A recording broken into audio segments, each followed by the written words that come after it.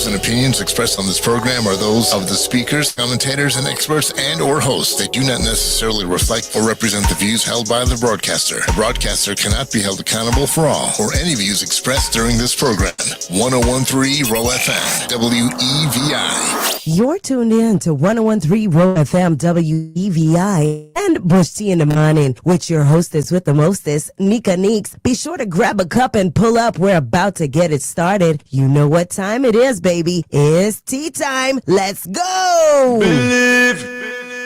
Na, oh, oh. Wake up in the morning and I sip Bush tea.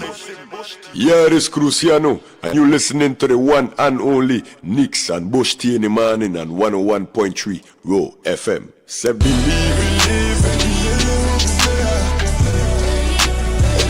Good morning.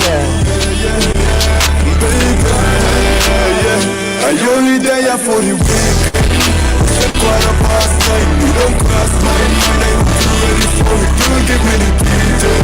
Hey.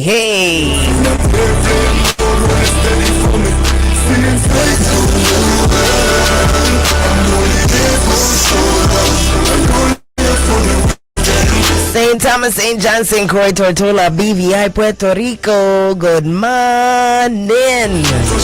How are you doing? How you feeling? It's that time. You already know it's tea time, baby. Grab a cup and pull up. Tell a friend to tell a friend.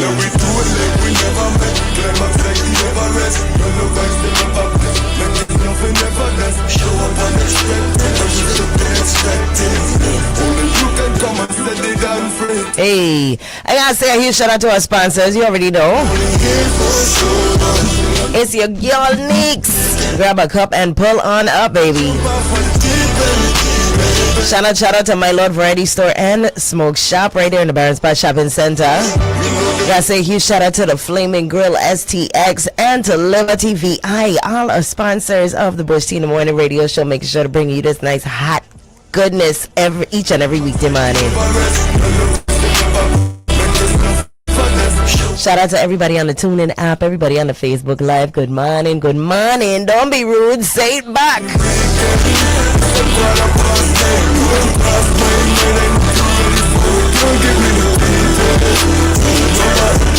Hey, this is Cruciano from right here on the Big Island. I only have for the weekend. IOHFTW. I only have for the weekend, baby. And it's Friday. 31 days into the month of July, the last day of July. Can you imagine that? It's payday for somebody. Or quite a few somebodies. Hey, you made it through yet another one. You the real MVP. You're strong and keep on pushing on. You already know that, right? And when all else fails, just tune into Bush Tea in the Morning and we're going to get you right, okay?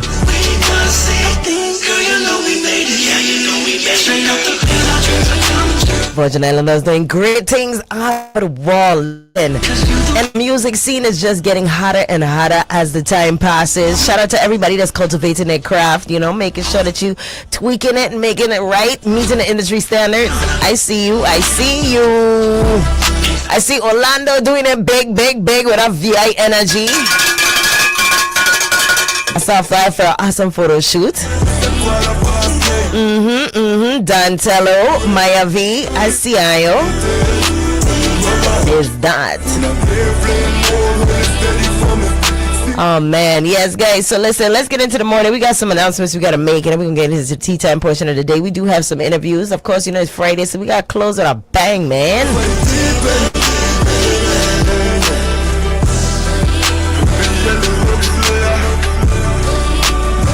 Yes, that's right. Tomorrow is officially primary day. And we've been having this conversation for quite a few weeks. You know, shout out to everybody that's been making sure that they follow and tune in, support. And not just on this platform, you know. I'm talking about all the platforms throughout the diaspora to making sure that we, the people, are being heard. Information is so important in this day and age. And a lot of young people are at the forefront of what the information are being passed is on the platforms, you know, the creative spaces and all that good stuff. I gotta say so for sure. And speaking of creative spaces, last night, 101.3 Roe FM, we were outside yet again because, you know, on Thursdays, Levels is doing the sit down, the candidate conversations. And last night we heard from not just one, but two gubernatorial candidates. All right, both Stacey Plaskett as well as her Lieutenant Governor candidate, Milton Potter, were in the house. And we also heard from Donna Fred Gregory and Rodney Moorhead. Listen, I'm telling you guys, the information is out there. If you don't know, it's because you don't want to know, because too many platforms are covering these candidates and making sure that you, the people, stay informed, asking relevant questions. And I gotta say shout out to everybody. Even if you couldn't be in the house last night, you know, you made sure to tune in on the live and you asked some relevant questions as well. As each and every Thursday, the sit-down candidate conversations. It's a meet and greet at 6:30 p.m. followed by a live question and answer at 7 p.m. It's informative, and you know, you get to rub shoulders with those individuals that, you know, we want to make sure we gain out the big pens to make the big decisions true and true out our territory, right? So that being said, you know, we find out after with music, drinks, food, all that good stuff. You know, it's a Thursday night, so hey, what more you want? I'm telling you. And speaking of which, Saturday, August 1st, which is tomorrow, mañana, the time is already here. You know, we went from weeks away to now it's officially here, okay? And right before, you know, back to school kicks off on the 10th of August. But listen, tomorrow got so many events taking place. I don't know what to tell y'all. But, hey, be there or be square, okay? We got the Black Party taking place downtown August 1st. That's tomorrow, 6 p.m., 6 a.m. All right, it's going to be hosted by the one and only Big Man Pass, and is brought to you in part by Caravel Hotel and Casino. We bringing back peace, love, and unity. We celebrating 10 years of revitalizing our community. And what on the street is this, the after party after the primary. You know, everybody going to let the hair loose. We're going to talk about how it went. You know, hey, the street's going to be buzzing. The street's going to be talking because everybody wants to know who is going home with this win. After all this campaigning, all the heavy lifting has been going on. Yes, we want to know. All right. Now, guest performances are going to be Oren Levine and Friends, Climax Band, and Fire Drain. So, hey, I don't know what to tell you, but I know where I'm going to be because 101.3 Roe FM definitely will be outside, and we're going to be live broadcasting this particular event. So, shout out to Caravel Hotel. Downtown is coming alive, man. So, make sure you are outside with us. All right. Also going down in Christiansted, it got Levels has a night of vibes. Okay. Majestic Entertainment is bringing you none other than Gaza Empire versus Trinidad Volume 9. All right, it goes down at 54B Company Street downtown. $20 gets you in before 12 p.m. I should say 12 a.m., right? And 10 p.m. is when the doors open, so make sure you be there or you be square. On the Gaza side, we got Party Jesus, Star General, and Fire Emblem. Ay, ay, ay. And then we got Trinidad, which is featuring DJ Jubby, Lunatic Sounds, DJ Genius, and Mr. Energy. I'm telling you. All right, so which side you repping? Okay, on the red squad, we got Trinidad. On the green side, you know the guys are. It's guys on what you saying? What side you rolling with? Let me know. So, hey, we're going to be outside, man. There's going to be a time. That's tomorrow. Don't forget. Also, we got Rum and Rosé that's taking place. And that's going down up at the Carambola Hotel and Resort. So make sure you tell a friend. The attire for this particular event, they're saying it's strongly recommended. You don't have to, of course, right? Who could tell you what to do? But Island Chic Pink and White summer attire is strongly recommended.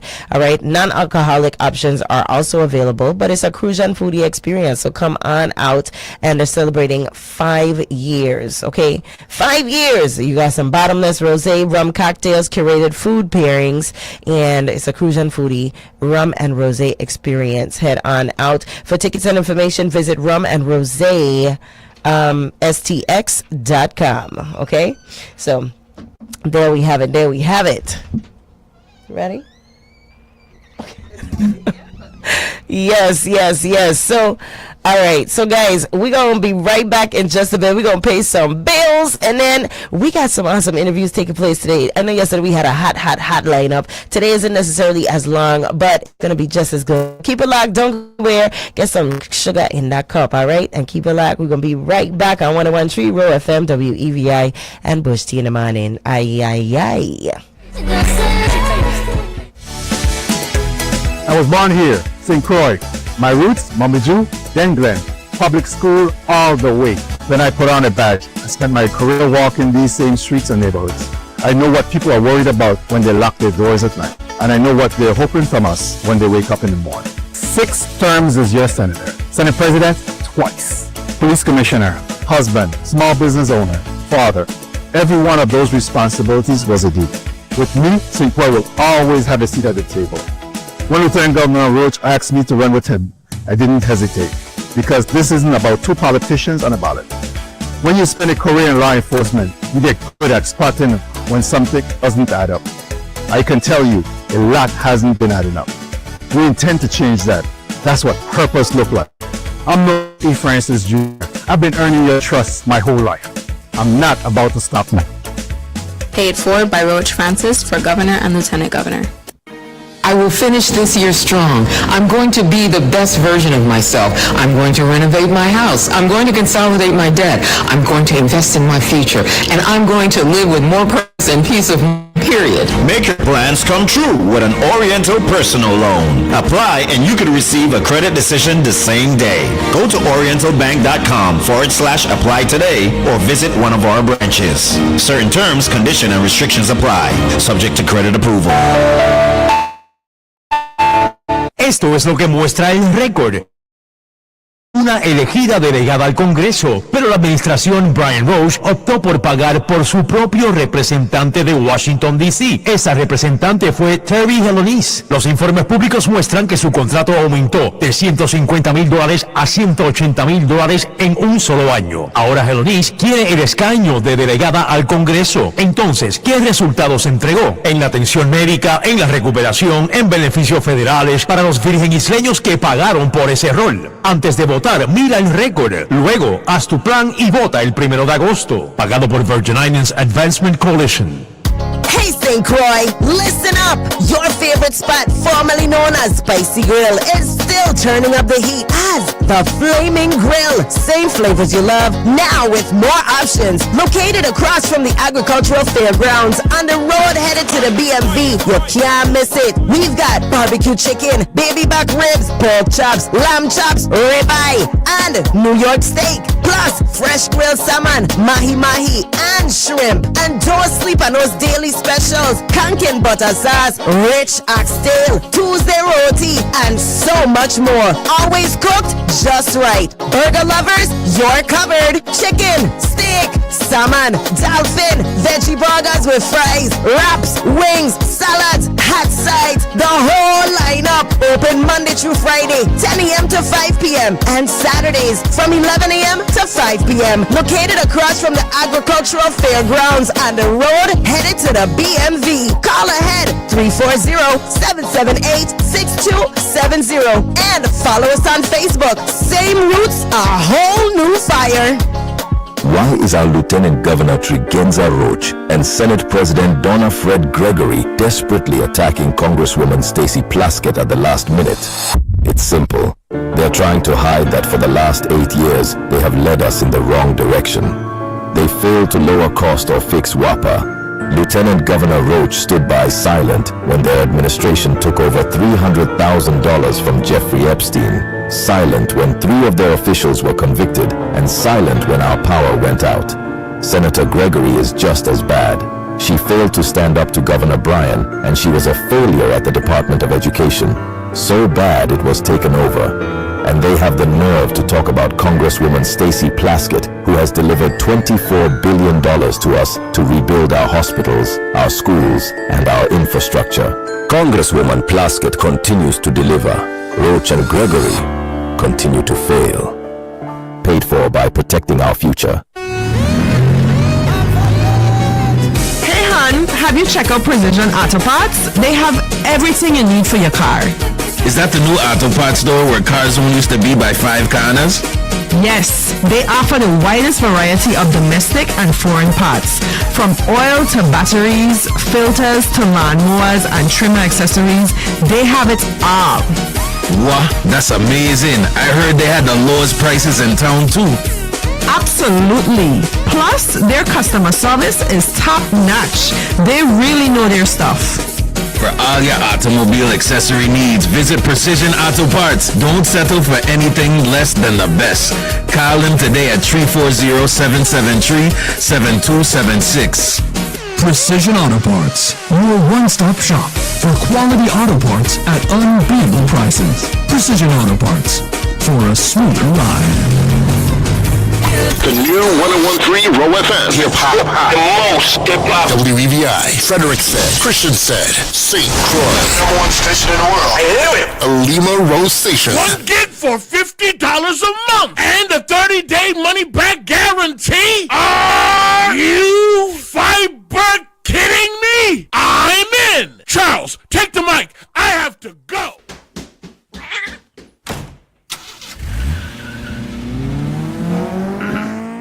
Oh, all right.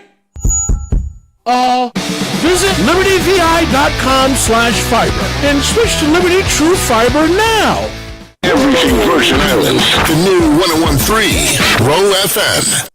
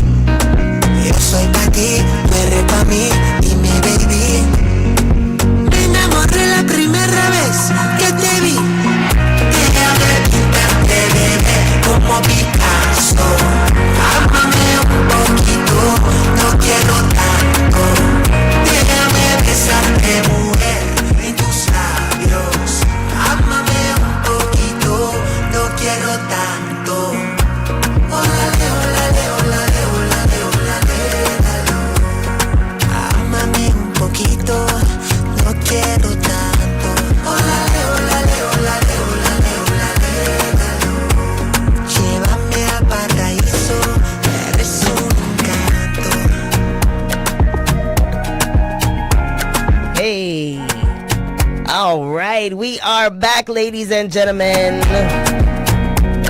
Good morning, good morning. 2 minutes past the hour of 8 o'clock. Yes, sir.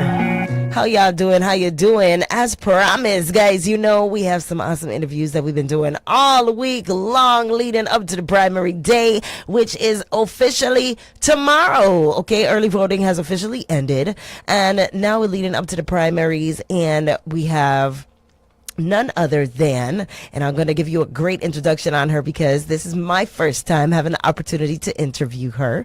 But listen, joining us today is none other than Terry Helenese, a Democratic candidate for delegate to the U.S. House of Representatives, representing the U.S. Virgin Islands. Born and raised here on St. Croix, Helenese currently serves as the immediate former Alona Wanda today. As the immediate former Director of State Federal Relations and Washington representative, where she has spent years working directly with Congress, federal agencies, and the White House on issues affecting the territory. Throughout her career, she has highlighted her work on securing federal funding, strengthening the Rum Cover Over program, expanding economic opportunities, advancing STEM education, and advocating for healthcare and infrastructure improvements. Good morning, and welcome to Bush Tea in the Morning. Good morning. Thank you so much for having me at Bush Tea in the Morning. I'm so happy to be here. Yes. As you shared, I am Terry Helenice.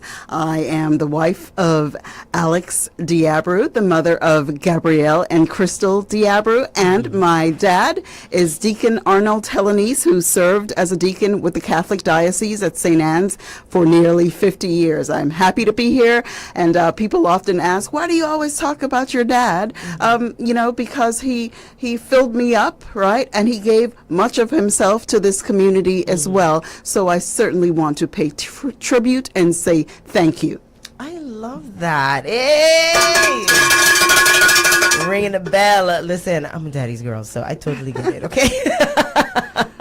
I totally get it. Now, welcome to Bush Tea in the Morning.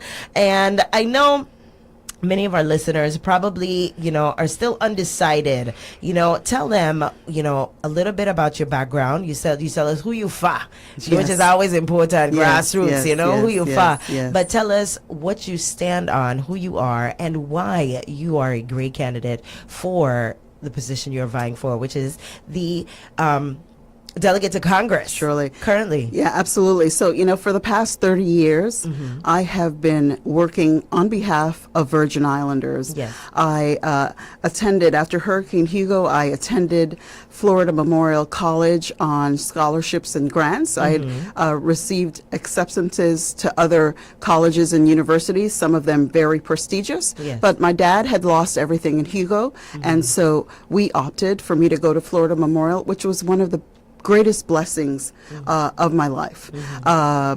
After that, I went on to the George Washington University in Washington, D.C., and earned degrees in statistics and communications.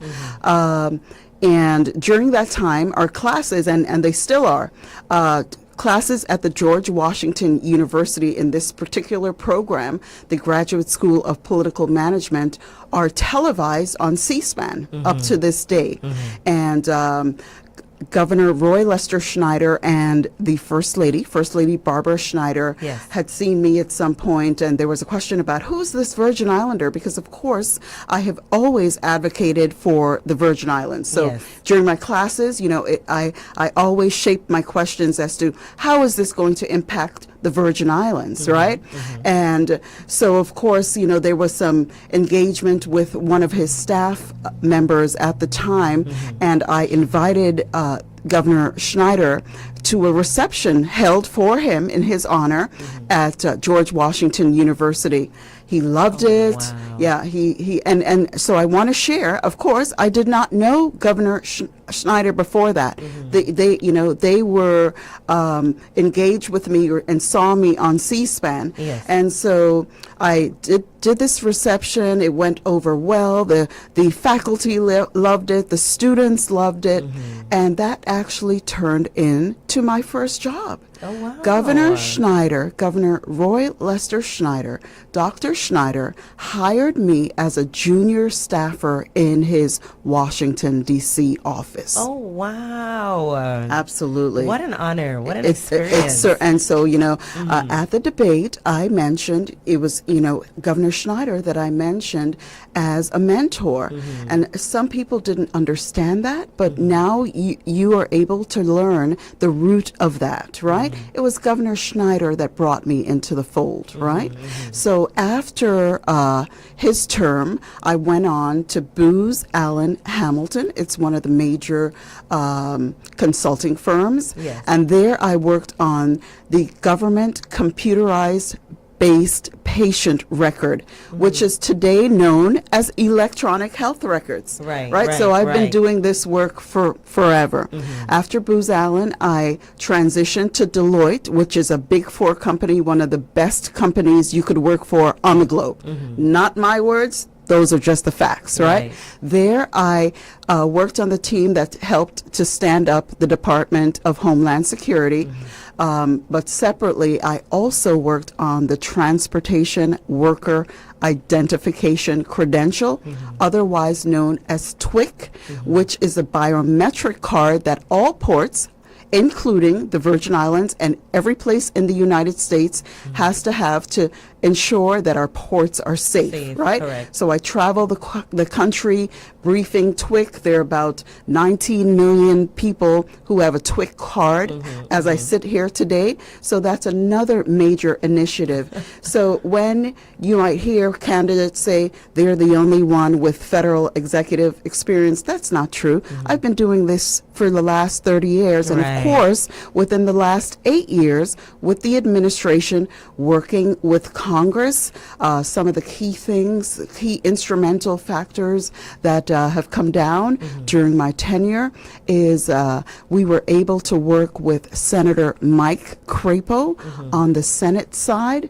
And what we did was we went to him and we said, you know, this is what we'd like to do. And we've been doing this for quite some time because Congress did not pass tax extenders in December of 2021. So we knew that was a problem because this is funding that the Virgin Islands needs to stay afloat, right? So all during this time, Senator Crapo said to us, if you can provide me cover by getting all the votes that we need, I will write this $1 billion into the bill. So we trekked on, the Rum Cover Over group and I, including Kevin Callwood, who you may have heard of him. He's a lobbyist out of St. Thomas, born and raised on St. Thomas. He actually owns the relationship with Senator Mike Crapo that was established maybe 20 years ago or so. And so I knew, right, Kevin Callwood's contract had lapsed. So I knew there was no way we were going to get Rum Cover Over if Kevin wasn't in the fold. So I went to Governor Bryan and Director Nathan Simmons at the PFA and I said, we have got to bring Kevin back because he owns the relationship.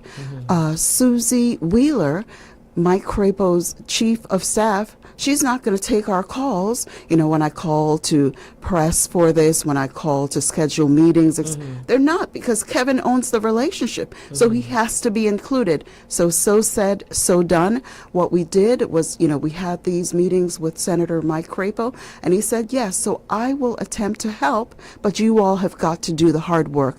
And so said, so done.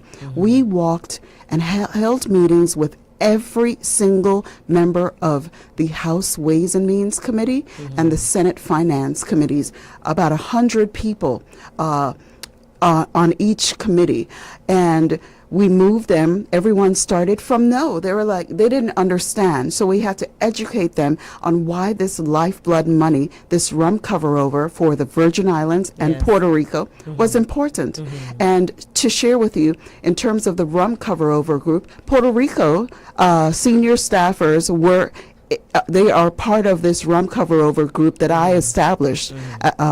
You know, to share with you. So, you know, where did it come from? I established this Rum Cover Over group, and time and again when we were defeated, you know, my husband is here, he will tell you many a nights I went to sleep, you know, crying to this man, we lose again. They didn't add us, you know, any type of legislation that came, we tried to get Rum Cover Over added to that, but we were knocked down. All the while, you know, still working and engaged with Senator Mike Crapo, who ideally wrote $1 billion into the bill, and he wrote permanency into the bill, so we don't have to keep going back begging for this money that is ours, because that was the difference.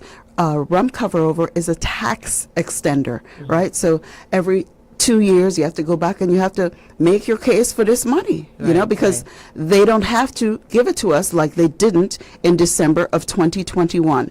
So that just starts a little bit of the conversation, and we can continue.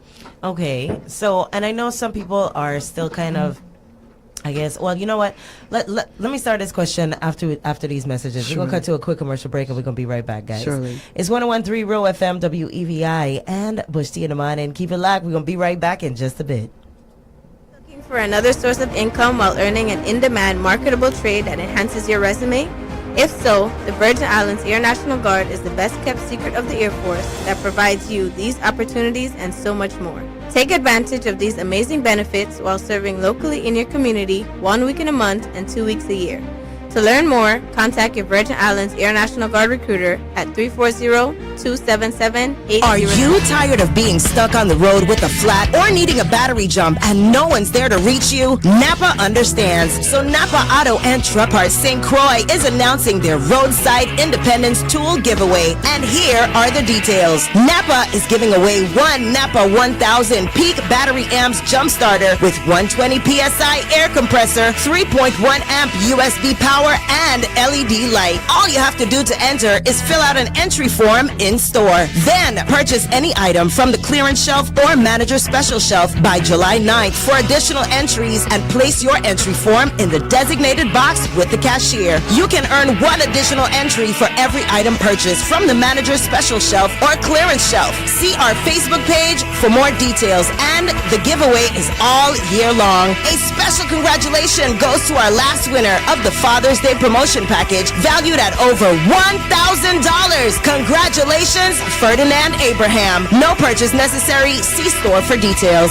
There's new and exciting news from the Office of the Lieutenant Governor. Now in its final phase and in conjunction with the University of the Virgin Islands Eastern Caribbean Center, the Street Addressing Initiative is a territory-wide project to instate a nationally standardized addressing system with corresponding street signage. Will aid in meeting requirements that are essential to our infrastructure, like delivery services, disaster recovery and emergency management efficiency, and utility operations. It will also enable visitors and residents to use navigation apps such as Google Maps and Waze to get around and explore our beautiful islands with ease. In the coming months, St. John will be the first island completed. To learn more and how you can be a part of history and this exciting project, go to ltg.gov.vi.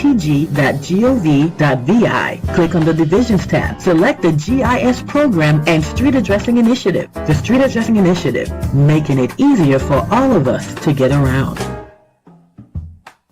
From the VI Radio Weather Center, I'm Chief Meteorologist Rob Carolyn. Forecast-wise, we're dealing with some residual Saharan dust this morning and the associated heat.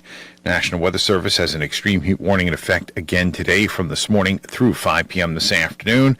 Dealing with hazy sunshine, it'll be breezy and hot. 90 to 95 today. You will notice the haze, though, starting to diminish later this afternoon. It'll be pulling off to our west. We're partly cloudy tonight. We'll see a shower or two in a few spots. Breezy overnight with lows down to 75 to 80. Tropical wave starts to send some moisture our way tomorrow. Will be partly to mostly sunny, breezy, temperatures near 90. That wave could produce a few showers tomorrow night. Outlook for Sunday, partly sunny, breezy with a chance of a shower or two and a high around 90. Offshore today, exercise caution. East winds at 10 to 20 knots. Waves will run 3 to 6 feet, a little bit less off the western side of the island. Your chance of rain offshore this morning, less than 30%. From the VI Radio Weather Center, I'm Chief Meteorologist Rob Carolyn. This is the VI Star Boy, Bugsy Bugs Busy Bee, and it's all about the Bush Tea in the morning show. I get my Bush Tea power on there. Hey DJ DJ, hey Neka Neekes, how we go? 101.3 Roe FM. Hey. Tell the people. How we go, how we go, how we go. Good morning. We are back. It's 101.3 Roe FM.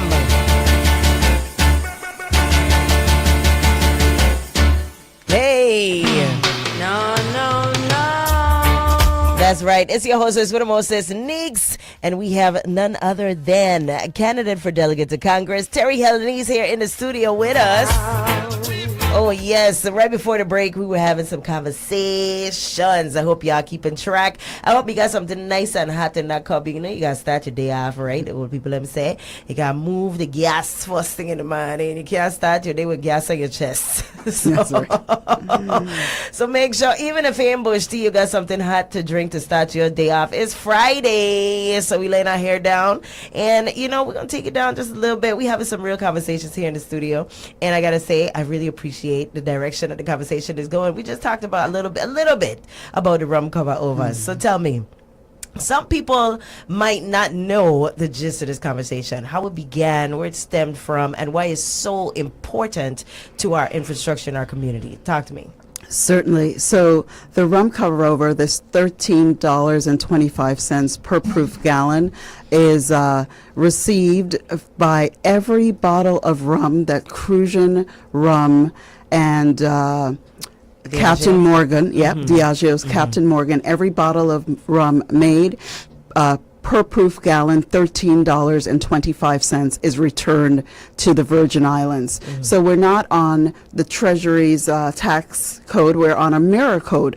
So this was established to really fulfill for the Virgin Islands and Puerto Rico. Puerto Rico goes through Bacardi, and there's some other brands like Sazerac, etc. So those people are also, just to give some context, Bacardi and Sazerac, Captain Morgan and Crucian Rum, they were part of this rum cover over group that I established. Okay.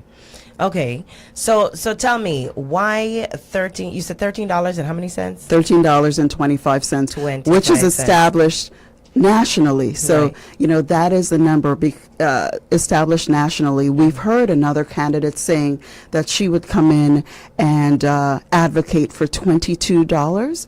And I wrote a letter to the editor and shared, of course, we would all love to go between, you know, to increase it $17, $22, but it's not possible. This is the standard. And when we consider the political environment that we're in, so President Trump is the president, Republicans are in the majority, there is no way that right now any one of us is going to come in and change the standard that we just, by the way, received from Mike Crapo, $1 billion, and I have to share. So everybody's happy about this $1 billion, you know, every 10 years, but people aren't considering that President Trump could have pulled that $1 billion and permanency out of the bill. On the back end of that, our Governor Bryan, was worked to actually make sure that that funding stayed in the bill, because there was a juncture where that funding was going to be pulled. We don't talk about that because the bill passed and we're receiving this $1 billion in permanency, but those are the nuances that I'm sharing today, because there's no way that this funding is going to go from $13.25 to the purported $22 by another candidate. And just to share with that, so what she's saying is that, so everybody is so foolish and she is so smart. Bacardi's foolish, Captain Morgan's foolish, Crucian Rum is foolish, these major companies, and then everybody on the tax side in Congress is foolish that, you know, they would do it at $13.25 and not $22. This doesn't just affect the Virgin Islands. This affects all distillers. This is not just the Virgin Islands in a little vacuum. You know, you would have to move all the distillers to $22. How that is, and I've said it before and I will say it here again, that is impossible to go from $13.25 right now to $22. It's not happening. That's a non-starter. That's a nothing burger. So I think one of the questions is, why a set dollar amount and not a percentage rate? So that is how it's done on the national level. The scoreboard and OMB, that is how they do it, you know. And of course, it's a fair question, but again, not only done for the Virgin Islands, but across the board. you know?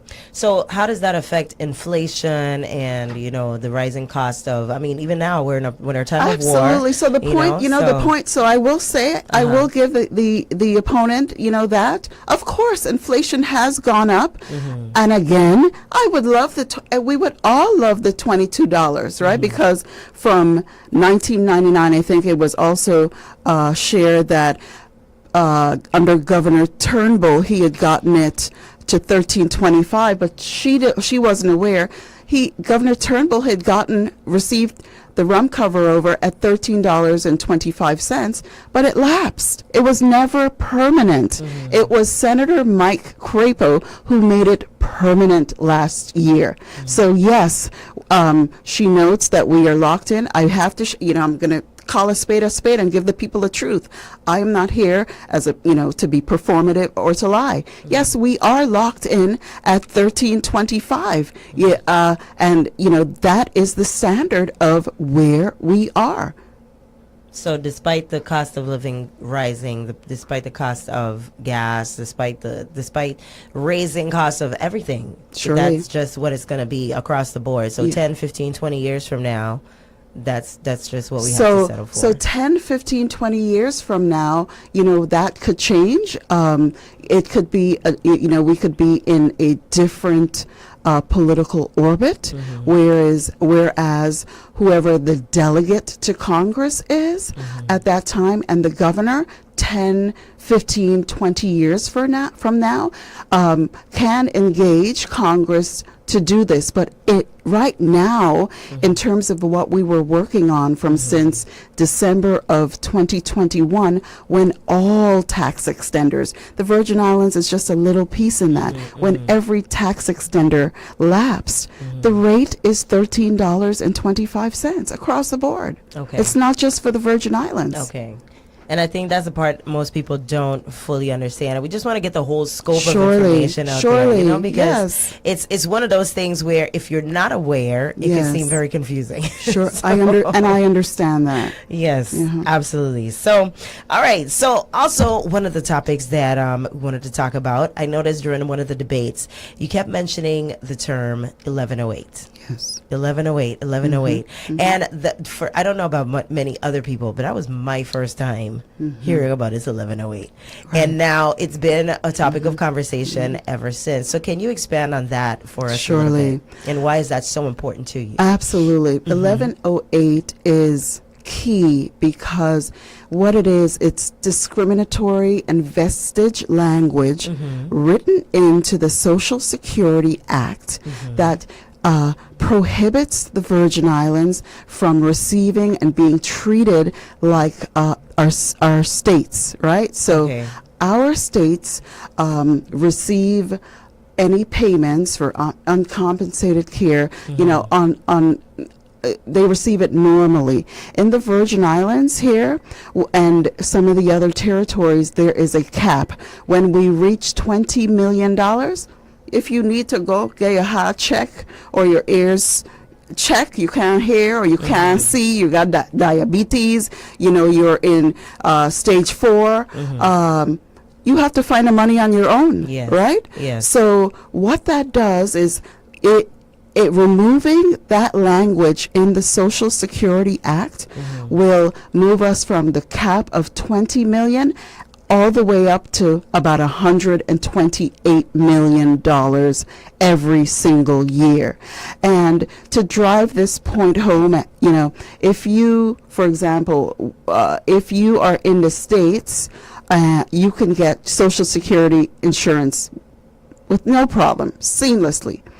But if you move to the Virgin Islands, you lose that benefit. Right?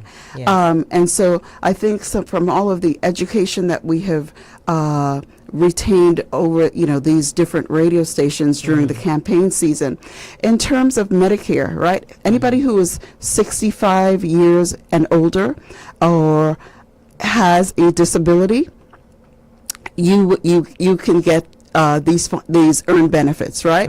And then for Medicaid, that has to do with anybody who cannot afford it for whatever reason. If you don't have the funds, all of these monies would come to these enrollees of both these systems, right?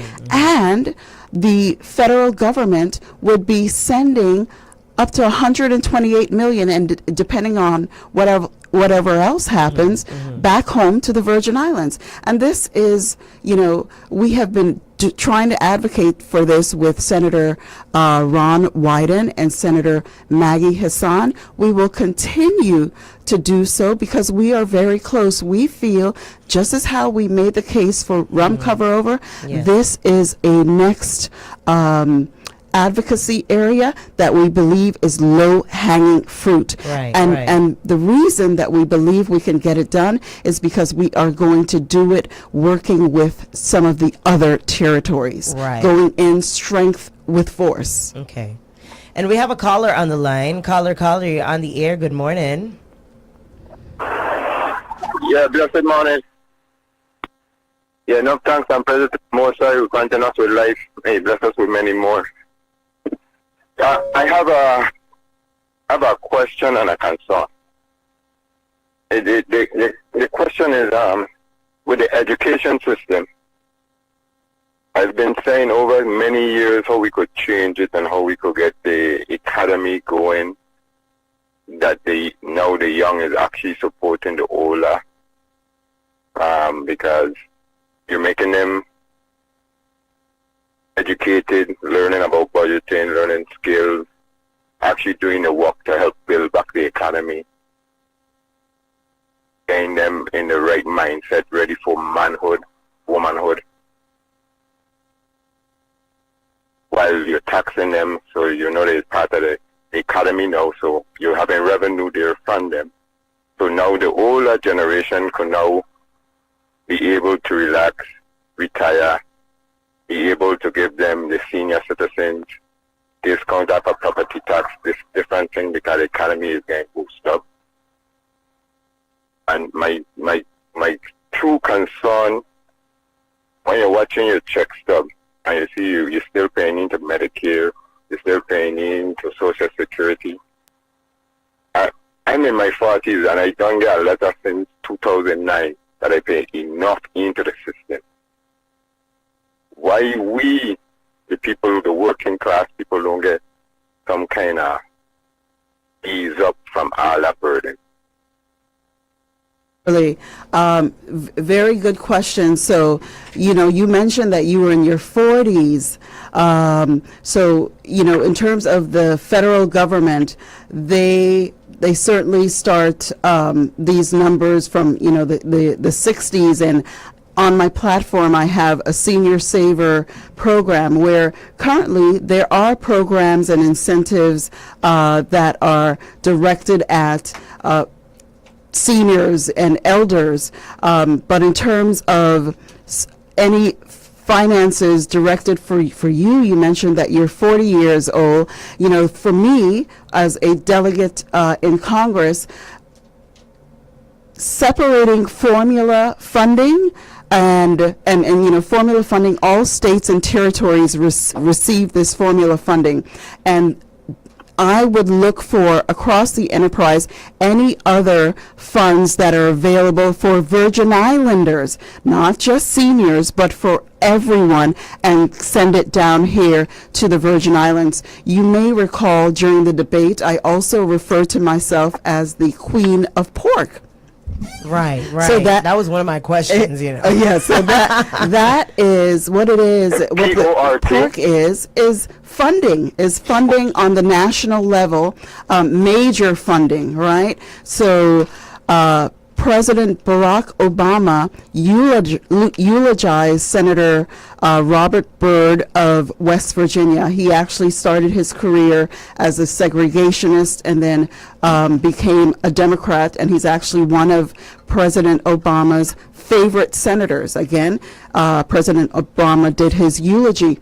Senator Robert Byrd from West Virginia was considered and officially dubbed the King of Pork, because independent of the formula funding sent to West Virginia, he looked across the enterprise, and he and his staff, and he sent billions billions, with a B, billions of dollars home to West Virginia. So he was dubbed the king of ports. So I have always shared that I would like to earn that nomenclature for the Virgin Islands as well, independent of the formula funding that we get regularly, annually. I want to look across the enterprise and see where it is and how it is we can find these opportunities to send major funding to the Virgin Islands. Ooh. And that's when you hear me say the queen of pork, I would certainly love to walk into, and may he continue to rest in peace, Senator Senator Robert Byrd's shoes and be the queen of pork. Okay, so you're strictly talking about bringing home the bacon. That's right. Okay. And by the way, so there are a lot of people who say, I've already brought home the farm because $1 billion, where has that been done before, Right. For the rum cover. Yes. Okay.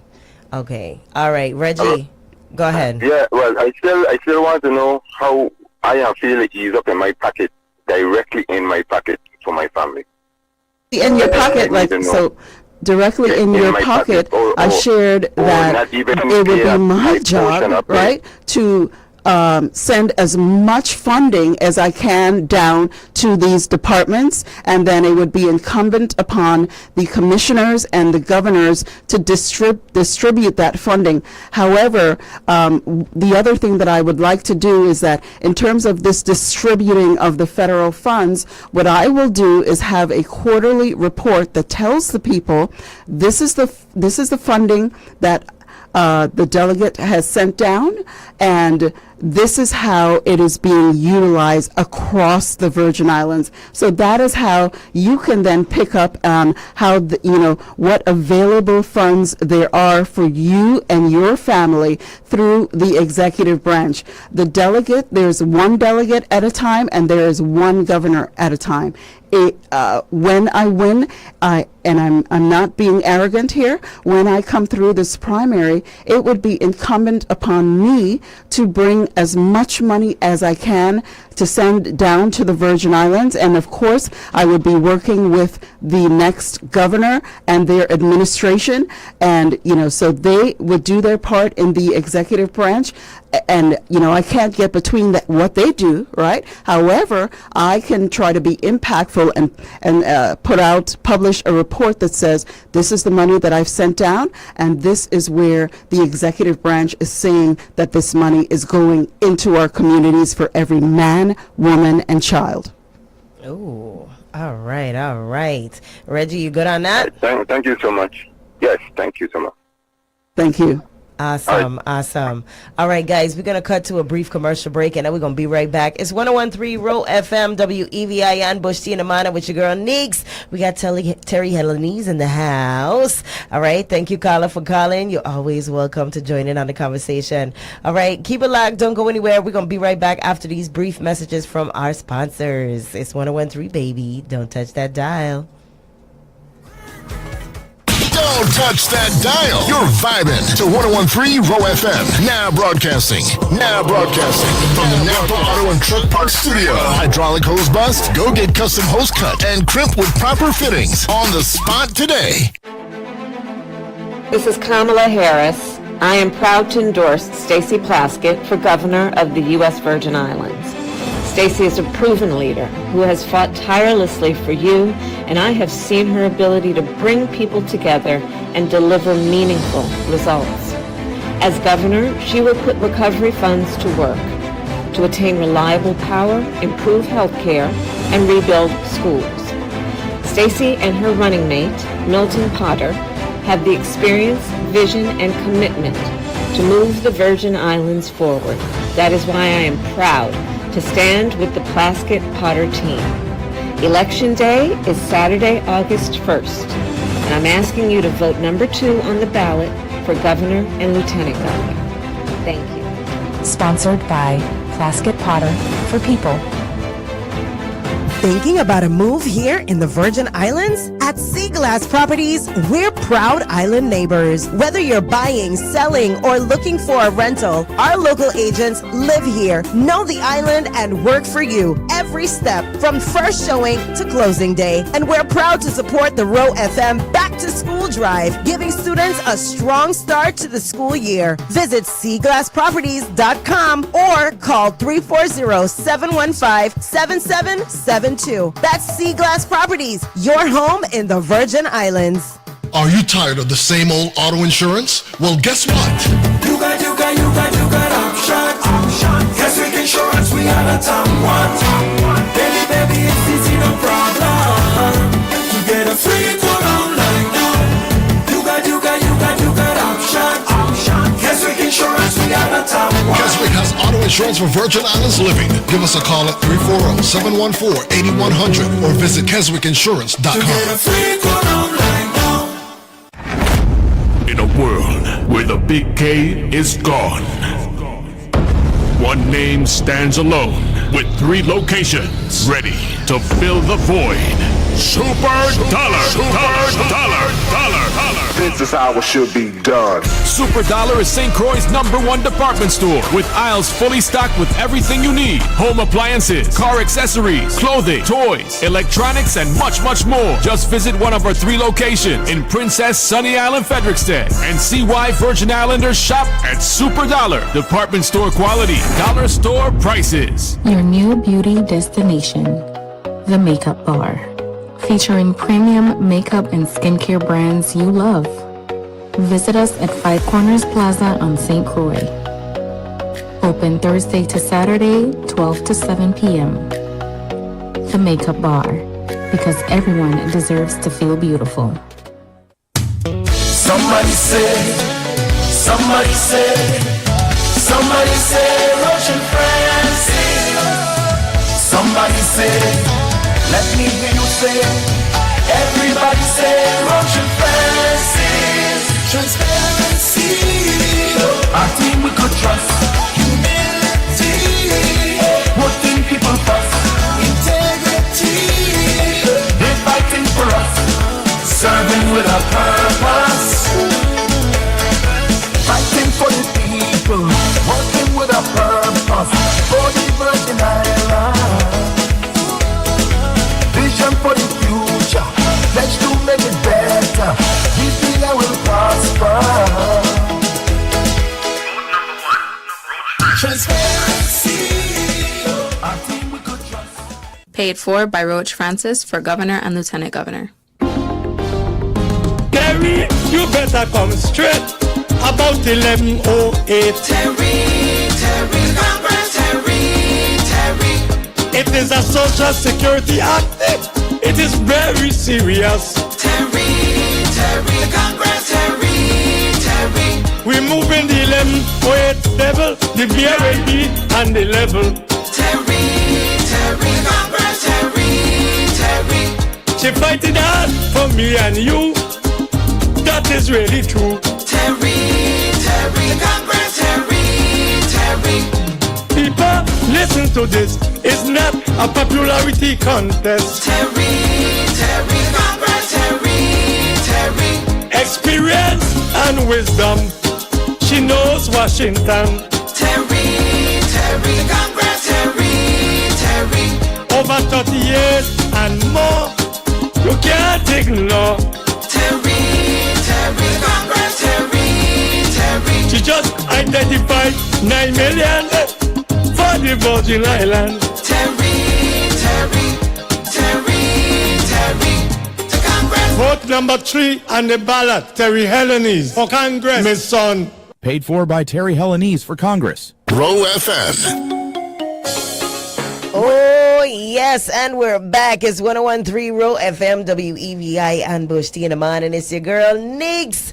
All right, right here, we have none other than Terry Helenies, a candidate for delegate to Congress, here in the studio with us. Good morning again. Welcome back. Oh, man. So before the break, we were having, we had a caller, and we got to talk a little bit about 1108. as well as why you have been saying that you are the queen of pork. So I'm glad you were able to clarify that for us, because I myself was like, what does that mean? And you said you've heard other people saying, I don't eat pork. Exactly.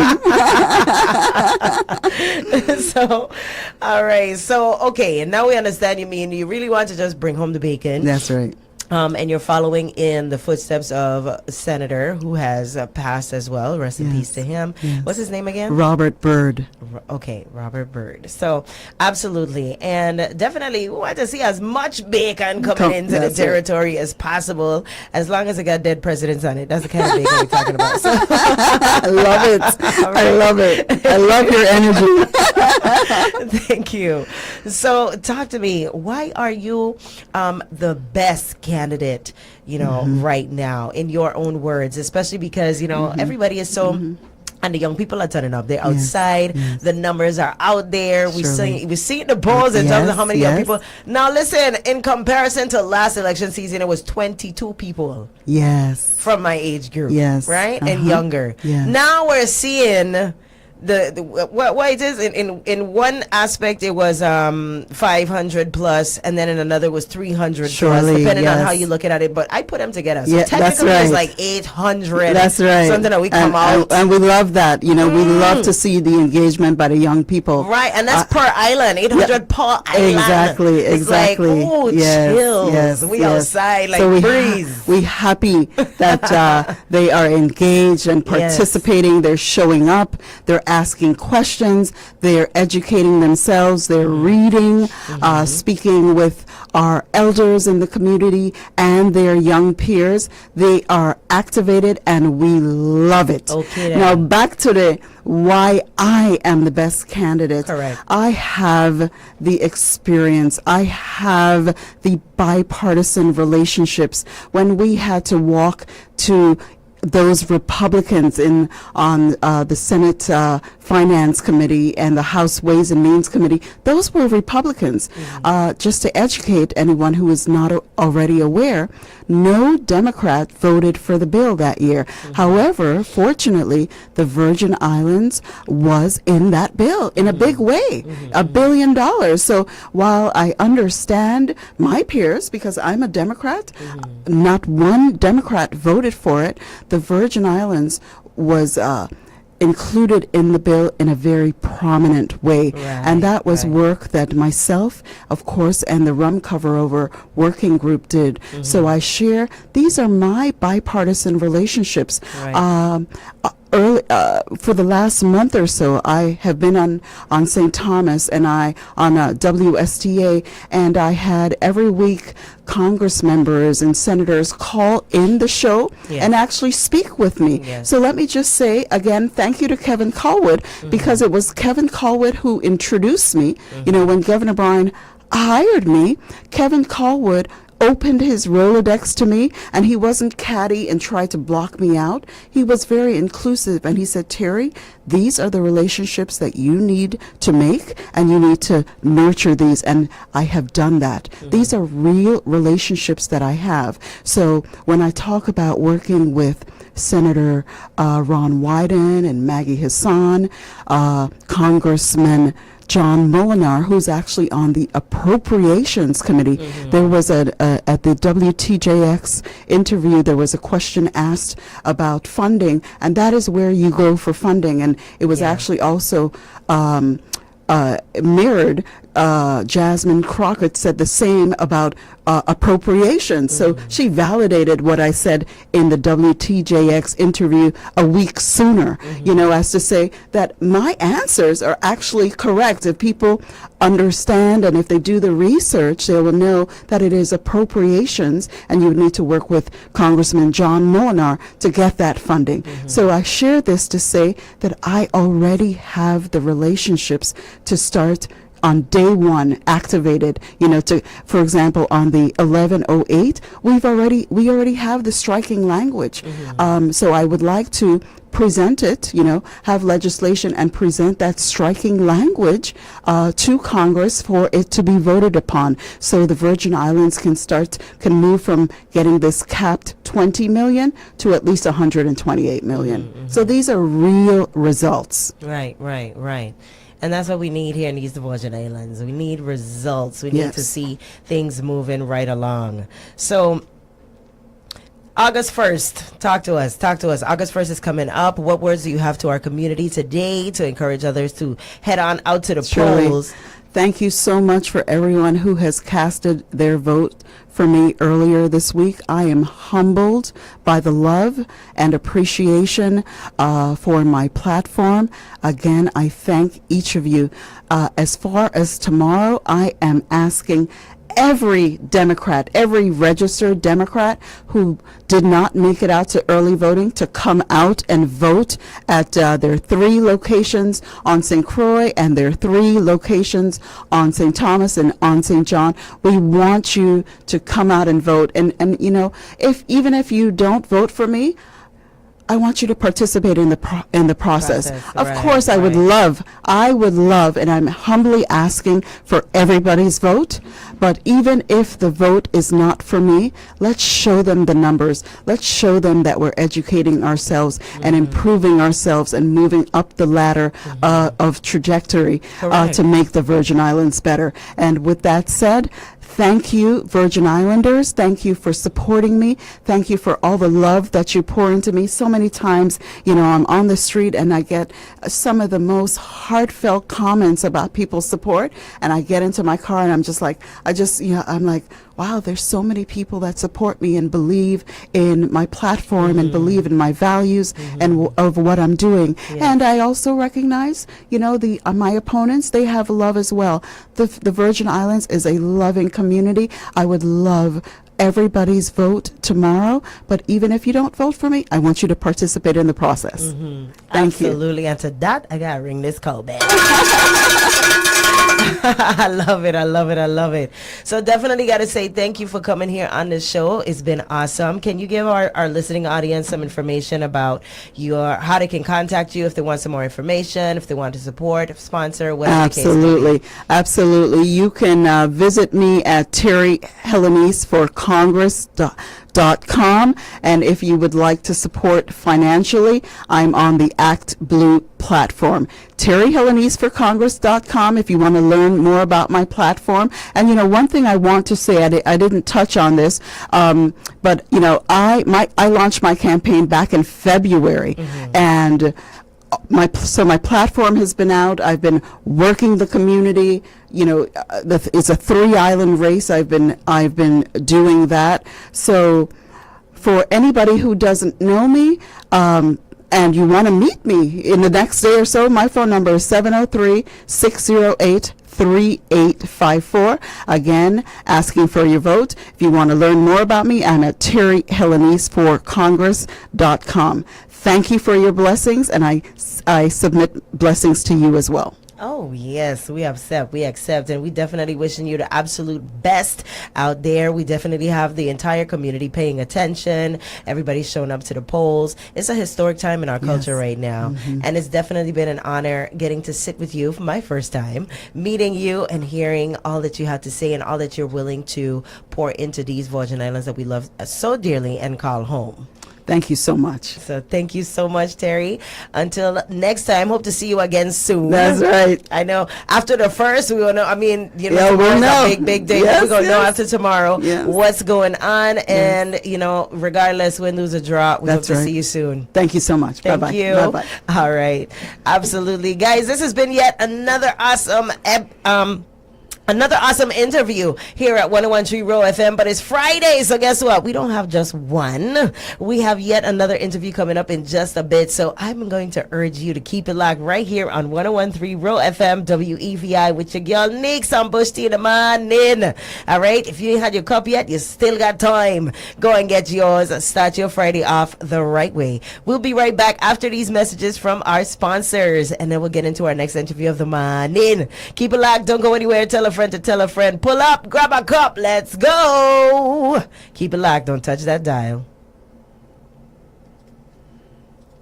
Virgin Islanders, I am Terry Helenise, born and raised in Montbijou on St. Croix. I attended Good Hope School during my formative years, where I played volleyball and softball. Many of you know my father, Deacon Arnold Helenise. He worked at the Hess Oil Refinery, served as a deacon in the Catholic Diocese for nearly 50 years, and later opened LeBaron Men's Clothiers in Sunny Isle Shopping Center, where I worked after school and on weekends. That's where I learned the value of hard work and small business. After Hurricane Hugo, I watched my father rebuild his business from the ground up. That experience taught me resilience, determination, and the importance of creating opportunities for others. Scholarships and grants made it possible for me to attend Florida Memorial College, the home of the Black National Anthem, Lift Every Voice and Sing, where I earned my degree in political science. I later earned my master's degree in statistics and communications and began my career in Governor Roy Lester Schneider's Washington, D.C. office before moving into leadership roles with Booz Allen Hamilton,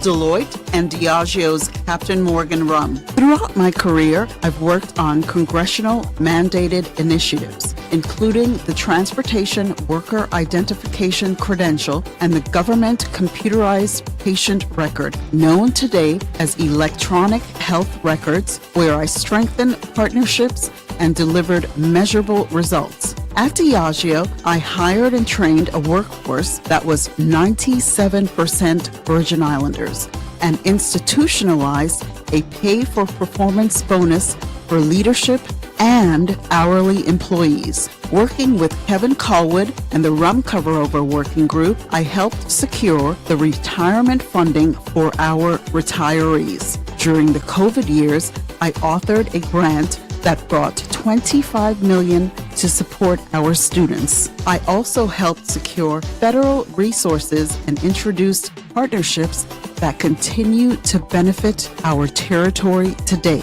Now, I'm ready to put that experience to work for you in Congress. As your delegate, I'll work across the aisle to strike Section 1108 in the Social Security Act, which will put the Virgin Islands on par with the states and move from a capped $20 million to at least $128 million returned to the Virgin Islands every single year. I will work to rebase TEFRA, strengthen healthcare, establish a feed mill on St. Croix that will help farmers and enable food security. I will advocate for a veterans wing at the Wang F. Louis and Schneider Regional Hospitals and serve as a strong watchdog over WAPA. I'll work with FEMA, HUD, the Department of Energy, and our federal partners to protect funding that's already been awarded and to secure new investments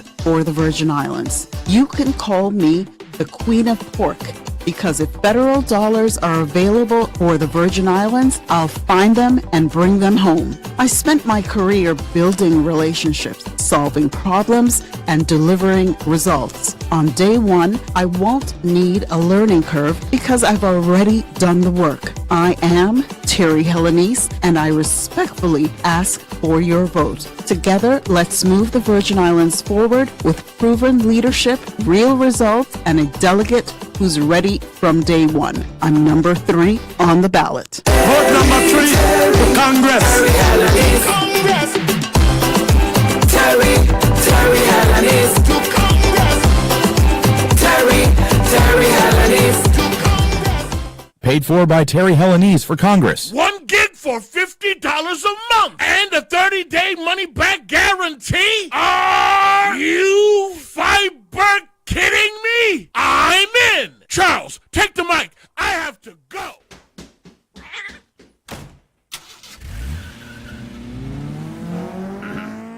Oh, all right.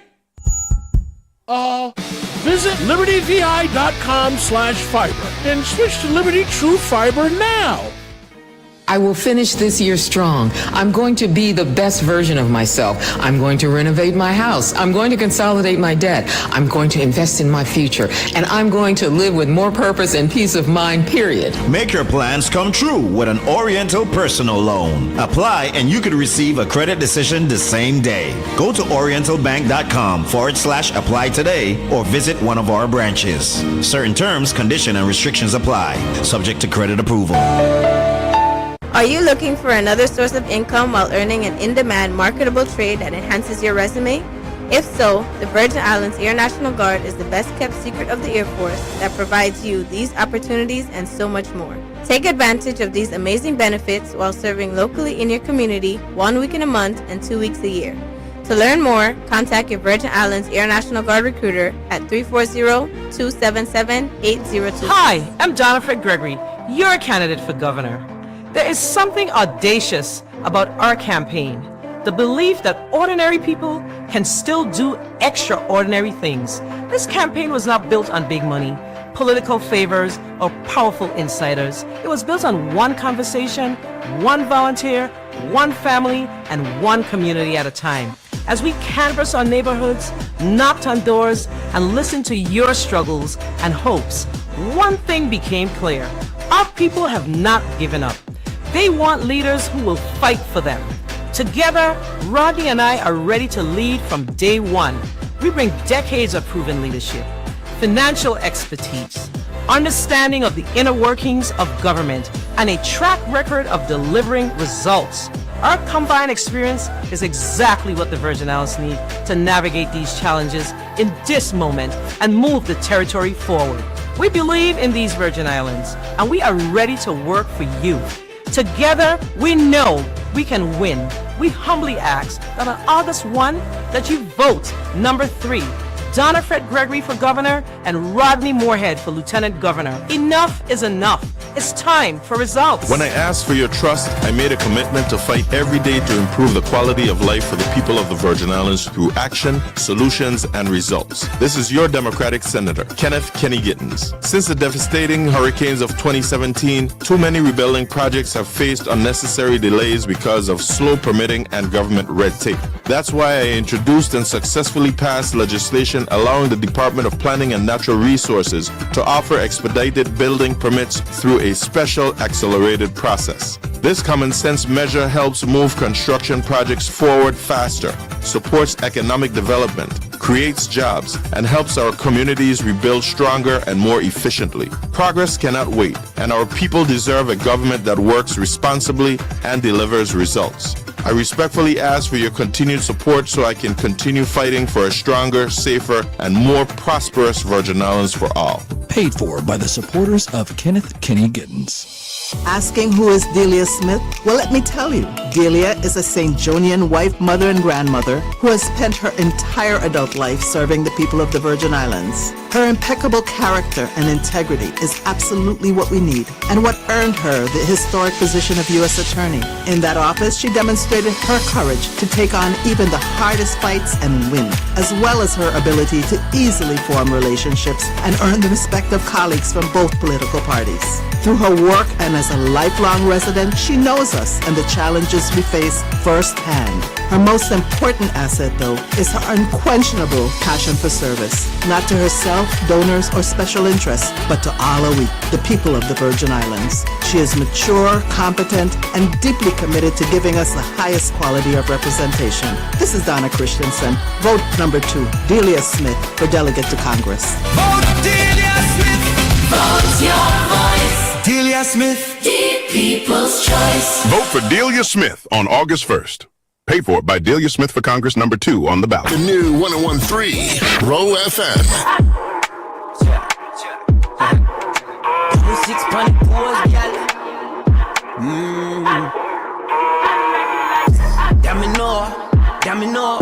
Girl, your body big like no.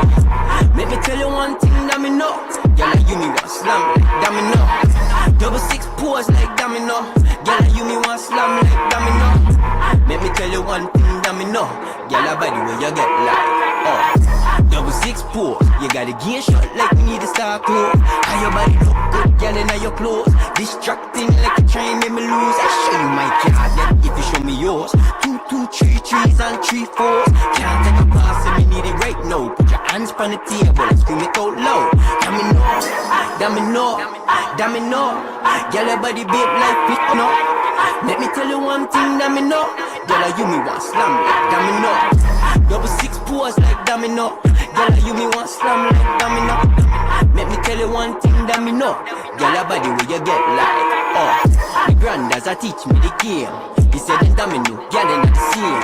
Them a lie, them a cheat, them a steal. Them a try and hustle you up, but you change. Them I know, girl, you causing trouble. And now your hands got a whole lot of doubles. Me love the way when you whine on a bubble. Put your hand on the table and scream out. Domino. Girl, your body big like me, no. Let me tell you one thing that me know. Girl, you me want slam like domino. 6 pose like domino. Girl, you me want slam like domino. Let me tell you one thing that me know. Girl, your body where you get like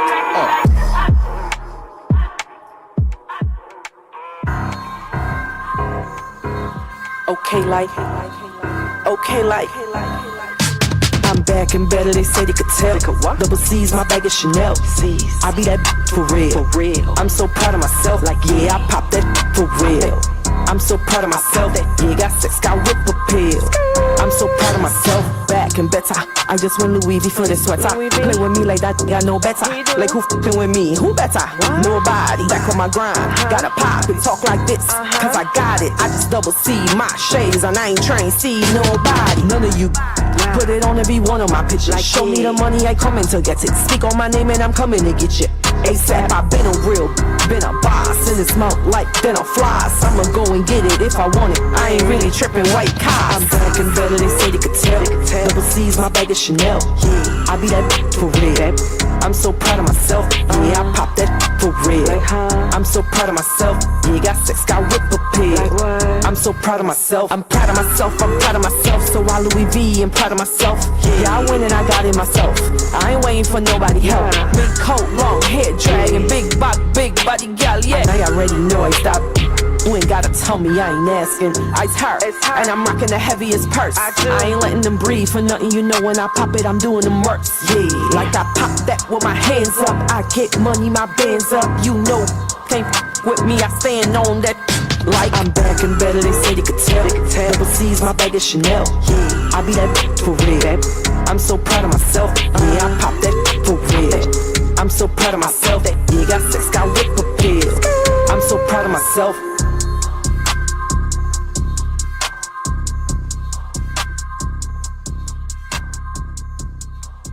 Hey, that's right. Proud of myself. I know you're proud of yourself as well, too. And listen, I'm so proud of my community because we outside and we voting. Have you seen the numbers? I'm going to keep talking about it because this is what it's all about. Okay? This is what influence is. All right? Ooh, hold on. We got a caller. Caller, you're on the air. Good morning. It's 101.3. Top of the morning. Top of the morning Dr. to you. From the Department of Education. Hey, good morning. How you doing? I am doing very well. Thank you for asking. And how are you? I'm doing great. Absolutely. I had my bushy this morning. Did you have yours? I had coffee. That'll do.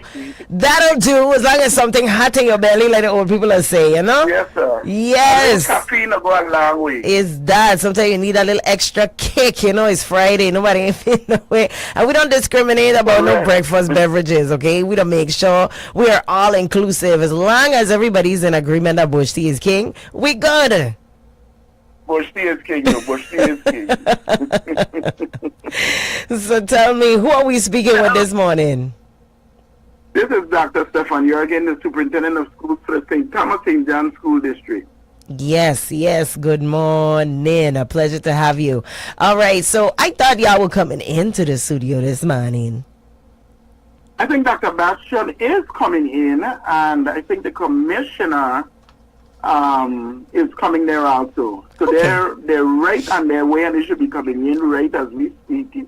Hey, awesome, awesome. So we're going to get started. I was just about to make the announcement. Maybe you help me with this because I just wanted to let the public know that you guys have Department of Education, I should say, not you guys. Department of Education is excited to invite the entire community to the second annual Back to School Jamboree and Food Truck Festival going down tomorrow, mañana.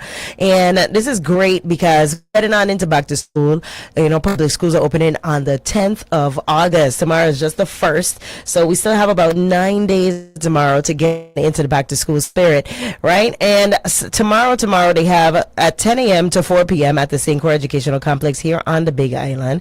There's a kickoff of new school for the new school year. And this is a free and always fun family-filled event featuring school supplies and giveaways. Discover after school and weekend programs for children offered by community organizations on site. And also there are going to be educational resources from VIDE and community organizations who have contributed as well. There'll be playful interactive exhibits, a fun game and activities, live music and entertainment, food, drinks, treats, goodies. I tell you, free corn ting, okay? And it's available for purchase at the local vendors. It's a one-stop community event and is designed to help families prepare for a successful school year by connecting you with valuable educational programs, services, and community resources. So I'm looking forward to it. I definitely make sure to have my 3 head on out because it's important that we have them geared on. And you know, it's not good to just drop them into the school year after the summer. You got to kind of ease them on in. You got to start doing the I ready exercises and making them get back into their regular routines, waking up at the regular times and preparing them for success. Would you agree? Absolutely. We have to, you know what we're doing now? We're drumming up the excitement about schooling because the start of a new school year is a really big deal, you know. Like that child you had last year is not the same child that you have this year. See, we had a 4th grader last year and you have a 5th grader. Like they're different benchmarks, they're different milestones. Yes. Attitudinal changes, adjustment within yourself. So it's all growth and development. So it's a big deal. It takes a lot out of this entire community with the preparation for school opening. So we want to make sure we drum up the excitement and get everyone to come out to the St. Croix Educational Complex tomorrow. They're going to be there. They're going to have everything you need to know what's going on about schools. Director Land from the Department of Education, our parent liaison, is going to be there with some information. She's also going to have some parent surveys and also giving away some tablets. Yes. Some parents are complete and win the lottery. There's going to be so much information that you can get, and also school supplies and all those good things that's going to put your child ready in step for when school begins on August 10th. Last week in the St. Thomas St. John district, we had our whole back to school, same kind of thing in the Tutu Park Mall. And it was, I mean, the energy in the atmosphere was just electric. And even though I'm already in the mood, it kind of put me in the mood again. Is that? I'm telling you. Just seeing the student performances, and there was a little do's and don'ts fashion show. The parents were there, and all of our community partners. So you even had like doctors that do the physicals and dentists there, just giving you some even if it's toothpaste and the floss and just showing your child how to floss. All of those things are important in development. And as we go back to school, it really takes the entire village coming together. So I just want to say kudos to all of our partners, the Board of Education, the Department of Education, and all of the people we partner with to make schools function and, to return to a successful school year. Absolutely. That's right. And listen, you said everything that needed to be said because we're gearing on up for an amazing and successful start to this new school year. And I love that you mentioned that it's not the same child every year. Every year you get to experience a different version of that child. And it's so bittersweet, because as much as we want them to grow and develop properly, you still end up, as a parent, me personally, I have attachments to the older versions the same way I want to see them continue growing as well too. So, but preparing them is the most important thing you can do. Being that support, forward thinking, and you being prepared as well, because if you as a parent are already worn out before the school year start, you're not going to be able to really offer them a whole lot of support going into, That's correct. So absolutely. But we're going to cut to a something I was go ahead something that was also important. You said that you need to stay with them, like don't leave them, don't think that they're growing old and okay, my child is in 4th grade, he can pretty much brush his teeth, he can take his own bath. But don't think that they're getting so big that they can be independent, because a lot of things happen when you get to that 6th grade, that 7th, that junior high. You'll send your child in one way and wonder what's happening to my child, but it's just they're testing the waters, they're testing authority, they're becoming more independent in themselves. But you have to be right there standing with them to guide them along the way, because you want to make sure that they come out of those tough grades, successfully. So stay with them. And I'd like to just mention one more thing at this time. One of the things that we are stressing to parents is that you got to send your children to school. We've noticed that the students in the district, both districts, that have the worst attendance are students in pre-K, 3rd grade. Now, obviously, those children aren't responsible for bringing themselves to school, right?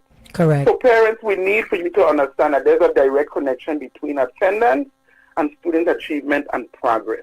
Absolutely. So you got to send them to school. A lot of times we take vacations in the middle of the year, but that might not be the best time for your child to be, on vacation. And then when the natural vacations end, it's time for you to come back to school.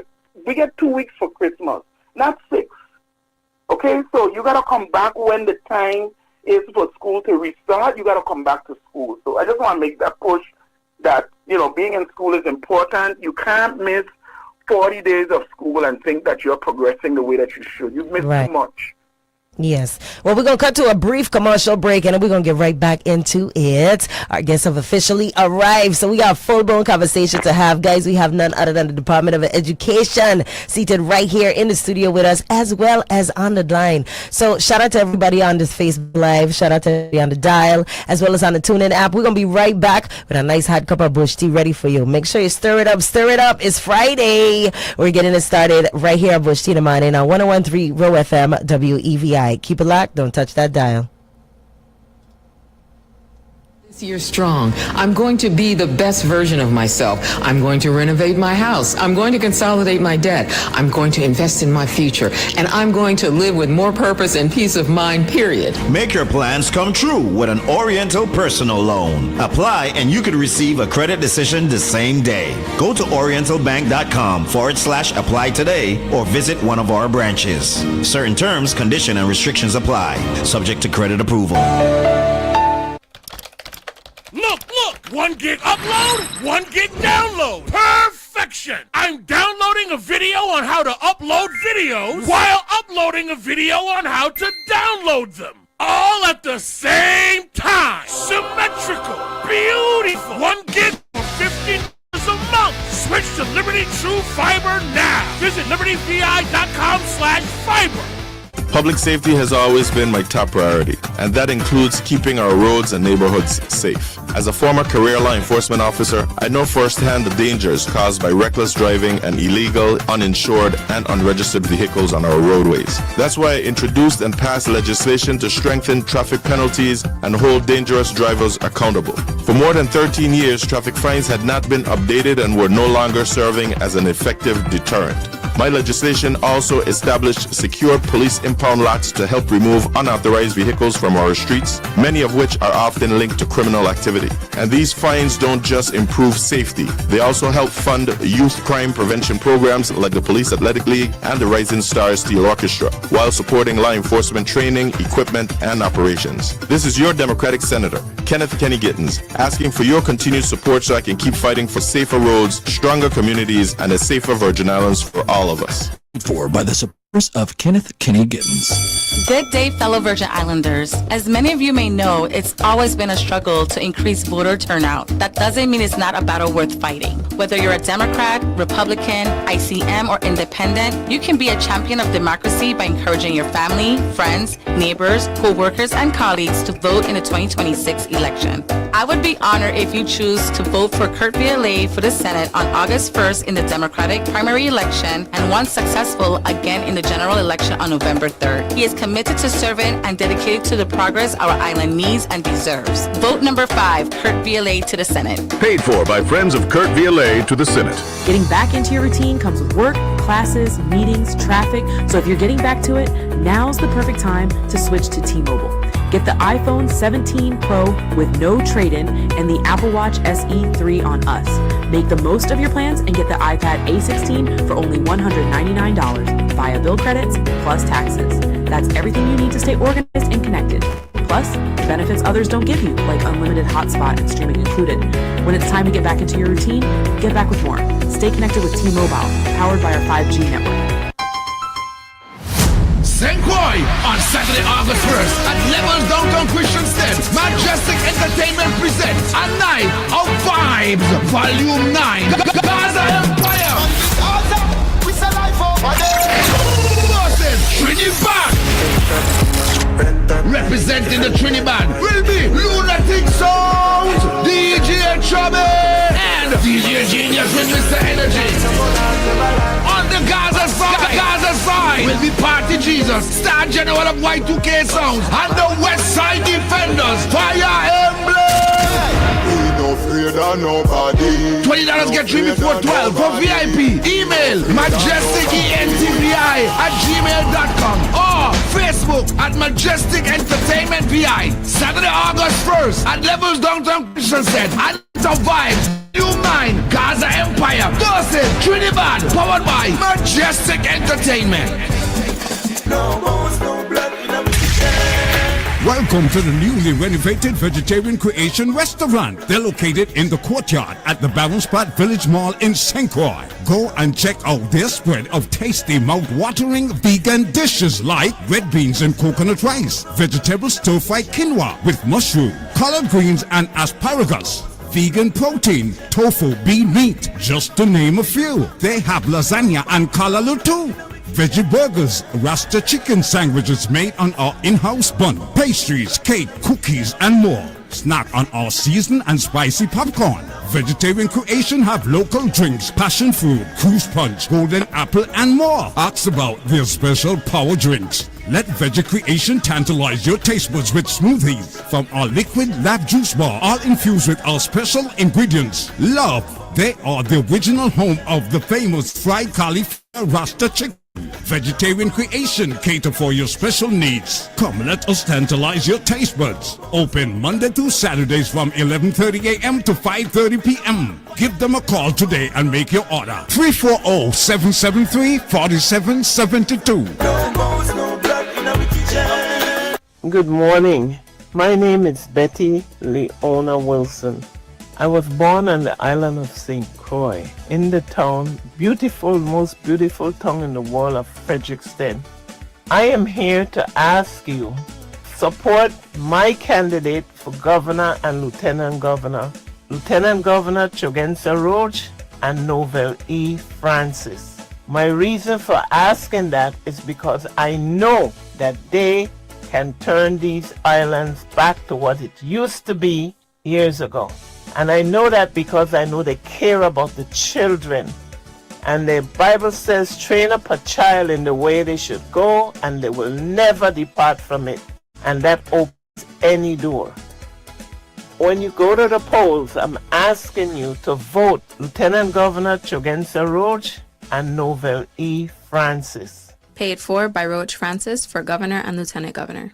Legacy Tires, where you get quality tires at the lowest price on island. Locally owned and operated with more than 40 years in the tire business. The professional staff at Legacy Tires would like to welcome everyone to come in and experience a better way to love your vehicle. Visit us today at 57 Castle Coakley or call us at 340-690-8973. Legacy Tires, where you are family too. Need a dumpster bin rental? Planning a land clearing or demolition project? Shane Trucking has you covered with 20-yard and 30-yard dumpster bin rentals at special rates. When it comes to the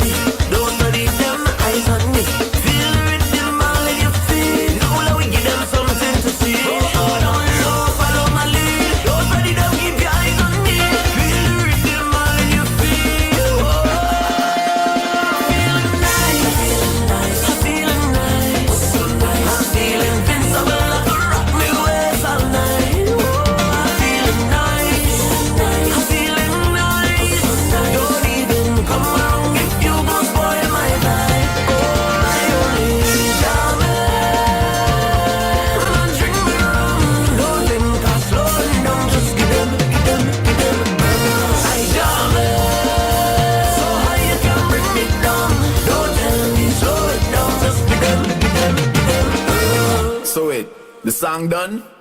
Nah, bring it back again now.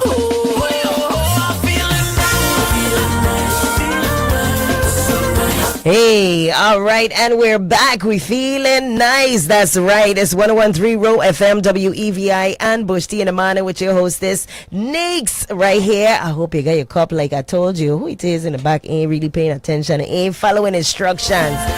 There's always one. Speaking of instructions, we have none other than the Department of Education here in the studio with us. And on the line as well, I have none other than Dr. Stefan Jurgen, the Superintendent for St. Thomas, the St. John District, as well as Dr. Carla Bastian Knight, Superintendent for the St. Croix District, and Dr. Dion Wells Hendrington, our Commissioner of Education, in here with us this morning. Good morning to ya. Good morning. Yes, everybody saw that they had the Bush this morning. I love it. We did. I love it. Oh, yes. All right. So listen, we are gearing back into the back to school season. So I'm more than happy to have you guys here in the studio with us. Welcome. This is my first time getting the opportunity and the honor to interview you guys. So I'm looking forward to all the important information we're going to be able to share with our community and our listeners this morning. Shout out to everybody on the app, on the TuneIn Live, as well as on the dial. Y'all are real MVPs. So parents, listen up. Don't say you didn't know, because Nick's making sure that you find out today. So talk to us. We're gearing up into our back to school season for the 2026-2027 school year. What are we looking forward to this year? We have a lot of changes that are taking place, and I know a lot of parents have a lot of questions. So where would you guys like to start? So we just want to say thank you to you for having us on your show this morning. Good morning to the listening and viewing audience. We're excited to kick off our 26-27 school year. The superintendents and their teams have been planning, and are excited to receive our students. One of the things that I want to encourage parents to do is stay tuned to our platforms where information will be shared in real time, whether it's our Facebook page or our website. Please stay locked into those sites for the most accurate and current information. We also value the partnerships that we have with our parents, and on our sites is a parent satisfaction survey that I want to encourage all parents to do, because your voice is important to us. We want to know how you feel about public education. We want to know the areas that we may need to improve and grow in, and I want to be able to use that data that we collect to give to the superintendents to drive any decisions or any shifts that may need to occur, because at the end of the day, your partnership means the world to us, and together we can make sure that your child's educational experience is successful. So visit our VIDE platforms to get that QR code and complete that survey so that we can know how you feel. But Superintendent Bastian Jurgen has a very exciting activity for tomorrow, and I'm happy to be on the Big Island to partner with the St. Croix District for that event. Dr. Bastian Knight, how are you feeling about that? I'm still trying to go over you merging my name with Dr. Jurgen. Dr. Bastian Knight? That's why I heard it. Bastian Jurgen. Oh, gosh. I'm so sorry. Oh, forgive me, Dr. Bastian Knight. I think it's very easy for us to get merged. Oh, I'm sorry about that. But yes, tomorrow in the St. Croix District, we're gearing up for what has proven last year to be a great event in the St. Croix District. Yes. We have our annual back to school event. It takes birth from Director Danelle Lang, Parent School and Community Director, with her partnership with my office and the entire VIDE to put on a real open house for our families. It's the opportunity for our children, our students to come out, engage, just build a momentum for next week, August 10th. Have resources that will be provided by our community partners. We have a couple investments. I know I purchased some haircuts that will be given out to students upon their arrival. If you get there in time, you get an opportunity for a free haircut for the new school year. We have our partner agencies, some of our divisions from right here within VIDE. If you still have not yet registered your child, tomorrow is a great opportunity to get that done because school starts August 10th. If you're missing something, if you just need the opportunity to talk to me, one of the other superintendents, the directors of the different agencies, with specific concerns, we will be on ground from 10 a.m. to 4 p.m. just engaging and entertaining our public. That's right. And I love that there's more information now. We're utilizing technology to make sure that all the information is getting pushed across the board. With so many changes in our territory, you know, it's important now more than ever to make sure that everybody stays informed. And speaking of staying informed, I know there are some changes that are taking place this year within the Department of Education and across the territory. So let's get into that a little bit because I know that's where some of the concerns are.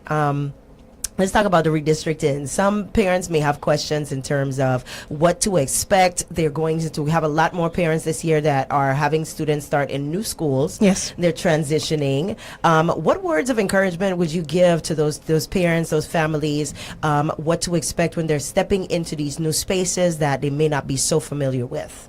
Well, the St. Croix district, we embarked on a redistricting process earlier on this year. And as I sit here speaking to you today, we have successfully completed that redistricting process. We want our parents to know, like, while it was a hard decision for us to do that redistricting, it was something that was necessary. We had students coming from Frederickstead every day coming to Pearl B. Larson School. Right. That affects overall instruction. It affected our attendance, the tardiness. There's so much factors that go into our student learning, and at some point we have to start to address them. And it started with the redistricting process. What we want our parents and just the community to know that you're not in it by yourself. Concerns are presented, we try our best to address it. You have hardships, we address those as well. There were special cases where we had to look at students and perhaps not place them in the district school and put them in different states. Our SPED population, we looked at our employees and their children. It makes no sense if you're working at Pearl B for you to take your child to Claudio Marco to have to rush come up. So those situations were honored as well. But we did our best to remain within the guidelines of our redistricting plan. Did it make some people uncomfortable and unhappy? Yes, but just knowing that everything that we do is in the best interest of our children and the overall learning experiences at our schools. And if I may, we've invested a lot in making sure that every school is on the same plane. And I know that people like choice, and I know that based historically on a school's performance, you want your child to be in the best performing school. And so it's about building the capacity of our educators, making sure that they have the necessary resources, making sure that they are receiving that coaching and support. And so we've put together some things that lay a good foundation so that instruction doesn't look different in Ricardo Richards to what may be taking place at Joseph Gomez in St. Thomas. We have standardized the way that we are approaching interventions to help to close the achievement gap. We are looking at lesson plans that look the same for pre-K to 8th grade. So on day one, everybody's teaching the same skill. Everybody's using the same resources. So the standardization helps us also to focus in intentionally on the instruction to make sure that our educators are pacing correctly, making sure that all of the information and content that needs to be covered is covered, and making sure that we are able to go in and see where our people are.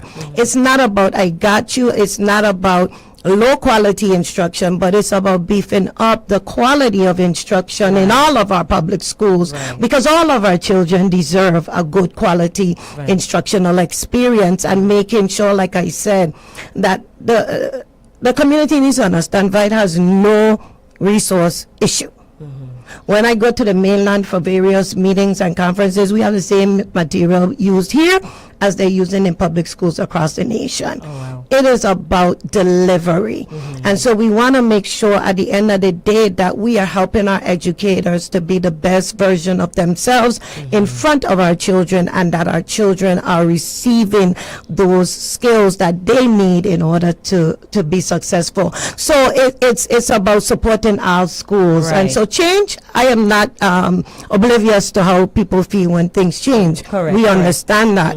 But we were at a critical place that we needed to make that tough call to do the redistricting to help to cut down on transportation costs, to help to decrease our chronic absenteeism over here in the in St. Croix district, and we're going to do the same over in the St. Thomas and John district, because at the end of the day, we are spending way too much. And are we really helping our children? Because when you miss a day of school, you miss a lot. And so it's hard for children who already have a gap to miss days, and that gap continues to widen. It's not fair to our children, and we have to do better as a community. So those tough decisions had to be made, but I think that our children are very adaptable, and our children are going to do perfectly well in their new environments. So is it fair to say that attendance and those issues are as well as the buses having to transport children is the main reason why the redistricting happened? Because many people in the community are of the opinion that because Arthur Richards was developed, and I gotta say, beautiful results I'm seeing so far. They've been paving, and we're gonna talk about that in just a bit. But a lot of the community is of the opinion that because that school opened is why the redistricting happened. So can you shed some light on that? Definitely not. The redistricting is something that needed. It happened before in the past. We got lapsed by giving waivers and allowing choice to take precedence over what we know was correct. And the easiest example is, imagine living in a barren spot, Strawberry area. Your district school is Ricardo Richards, someplace you could walk, your child has easy route home, and a classroom seat being taken by somebody who live all the way in Mars Hill, Frederickstead. So as a result, the district now has to send your child to a school that has a seat opening somewhere. It might be Lumoko School. I now have to pay that transportation cost to take your child from Strawberry. They could walk to Ricardo, but now I have to pay for bus transportation to take them to Lumoko to and from school every day. It's not fair. And I know parents who have that issue, and they say they wish their child could go to a particular school, but there was just no space. Correct. And that's and we know Ricardo being a small footprint in the district, but you want your children to be able to walk to and from school if that's an option. If it is, correct. And we just had to make those adjustments. We look at schools like Pearl B. I had at least 200 children sitting in Pearl B that lived on the western part. Wow. So imagine that traverse every day. And imagine being late every day. I imagine having 20-something absences because you're not coming to school because you live so on time. The tardiness, they all add up. But the redistricting process, it was successful. And what Commissioner mentioned, we have so much packets of greatness in all our schools that sometimes when parents do encounter the experience in a new school, they like it. Because although everybody rushed to go to Ricardo, there's some school that does better in different areas than the Ricardo Richards elementary school. You want to rush to Pearl B, or Juanita was the school to be at last school year. And those are the things that we look at the district, and we try to communicate with our parents and our families that you're seeing it from one lens and we're seeing it from the complete whole lens.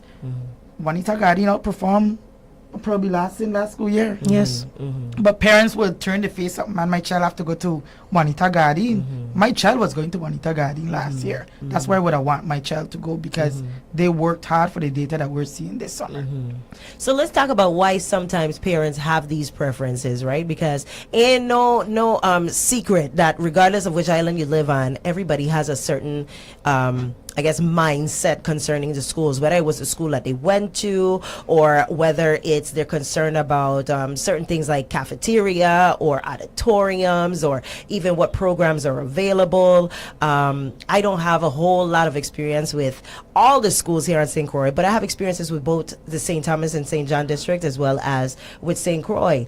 And sometimes parents are of the opinion that, one school will provide I guess, better extracurricular activities, or just how it's ran, there's the policies and stuff. So I don't think it's so much the curriculum, because across the board, as you mentioned, Commissioner, everybody has the same material that they're learning, right? They have the same standardized testing, all of that. But what are, let's talk about what are some of the reasons why parents have these preferences per se, and what can we do to kind of meet across the board all of the concerns as time progresses? So I think the biggest advantage that some of our higher performing schools have is that parental involvement. That parental involvement is critical. So when I look at a school like Joseph Sibley, it's the highest performing school in the territory, and then I look at Ricardo Richards and I say, well, what are they doing differently? Because like I mentioned to you, they have the same materials. We have good teachers all over this territory. What is that factor that is giving them that edge over some other schools? And it is that parental involvement. Those schools, the parents don't play. They demand excellence. They come in, they volunteer. They're very much engaged in the PTAs. And then when you go to some larger schools, you see those numbers dwindling because parents are not coming. You're not being that advocate. So I want to say to every parent, you have a right to demand excellence from us and demand to know where your child is. And so when parents go into school this year, I want you to ask questions like, what tier is my child in? Are they in tier 1, tier 2, or tier 3 in the multi-tiered system of supports? If they're in tier 3, which they're 2 or 3 grade levels behind, okay, what do you need me to do as a parent? This is a partnership. Education can't do it alone. And what I see, because I've worn many hats in this department, right? That parental involvement is key. So some parents feel like, okay, well, when they home, I dealing with them. When they in school, you need to do your job. What I as one parent, I hate to hear that. Because I'm a parent regardless of where they are and whose house they're sitting in, what program they're at, or whatever. I'm still a parent. So the same should apply to school, right? So we just talked about that this morning on Never James Show. I remember standing up at my mother's foot of her bed before we could go sleep. We had to recite our times tables. We didn't have technology back then, so we did a lot more reading. Today, are you even asking your child to read a book at home? Are you promoting literacy in the home? We're going to promote it at school, but if there's no carry over and no follow through, then we back to square one. You know what I dread the most? The beginning of school. You know why? Because for some children, for that 2 months they've been off, they haven't done any type of work. And so they come in lagged behind. So we're playing catch up at the beginning of the school year. Could you imagine if that parent had a structured system and said, over the summer you're going to read 3 books and I need you to tell me what that book is about, and I need you to read to me so I could see what your fluency sound like. That's what we need. And I think that's what you find a more invested parent in some of those higher performing schools. Now, I'm not oblivious. Parents working 2-3 jobs. I get that part is really, I get it. But there's some minor things that I think they could do. And so that's why, that survey that I'm asking them to do, tell me what your issues are and let me see how we could assist you in helping us to help your child. Right.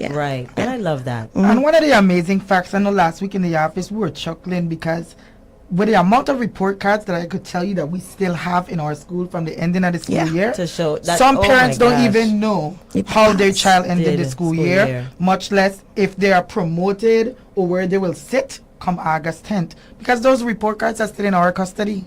That's crazy. I don't be itching to see these reports. Correct. What? Especially when you're involved, you want to know, how your influence on your child. You're paying attention to where they are, where their markers are, where their weaknesses are, their strengths, what they have in a issue. And every grade level is different. But for me, one thing I could say, I have 3 children, and every last one of them, the jump between 3rd and 4th grade transition. All of them.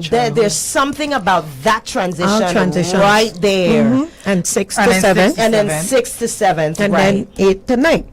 Yeah, That's the transitional grade, and that was one of the key things with the K8 model. Right. Is try to eliminate some of those hardships when we implemented it a couple of years ago, because it's real and it's nationwide. Yeah. But that's just us growing, or the children growing and developing. Right. The child that you know last year is not the child Same you're gonna child. see going in, might have a little more independence, and you don't need to come with me as I go into 4th grade this year. Yes. Was the same child last year that needed you to be that crutch. But transitional grades. True. So one of the things that I wanted the both superintendents to touch on a little bit is, we spend some time investing our dollars in a way that works for our territory. We've all been teachers, and we all know how many hours you spend of your time preparing. My mom was an with the lesson educator, planning so and so listen. forth. Oh, So Lord. this year, we've invested to, give our students the lesson plans already done with suggested resources that they could use. So it's no longer planning, but it's more now, how do I implement this lesson, tailor it to meet the population that I'm serving, and make learning come alive. And so we've taken a little bit off the plate that I think our people will be pleased about. And so that in itself is a way forward to say, hey, we know you're tired. We know it's a lot. Yes. How can we meet you halfway so that you could be successful this school year? So that is laid out from day one to the end of the school year. Listen, I love that approach, because you guys are not pointing the fingers and saying it's you. You're saying it's us, and let's work together. We have to. Which is overall the mindset we need to have for the territory, period. But to see that, education as itself, as a department, is saying to the parents, hey, we get it, we understand, and you're leading from that compassion and that empathy, versus saying, oh, well, this is why it is because, that opens the doorway. So now it is on the parents, because that door is open and the resources are being laid out, and you're asking the necessary questions in order to say, okay, fairly, what can we do to meet you where you are? So I love that. And for that, I got to ring this cowbell, man. Oh, yes. So, oh, Lord, let me see something here. Hold on one moment.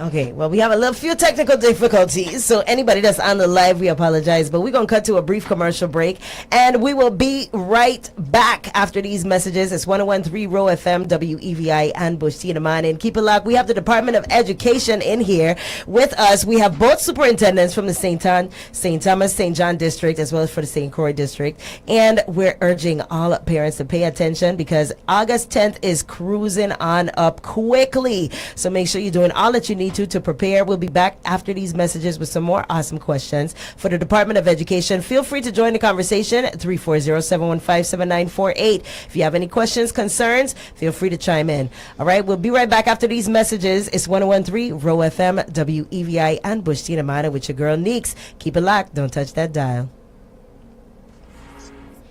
I will finish this year strong. I'm going to be the best version of myself. I'm going to renovate my house. I'm going to consolidate my debt.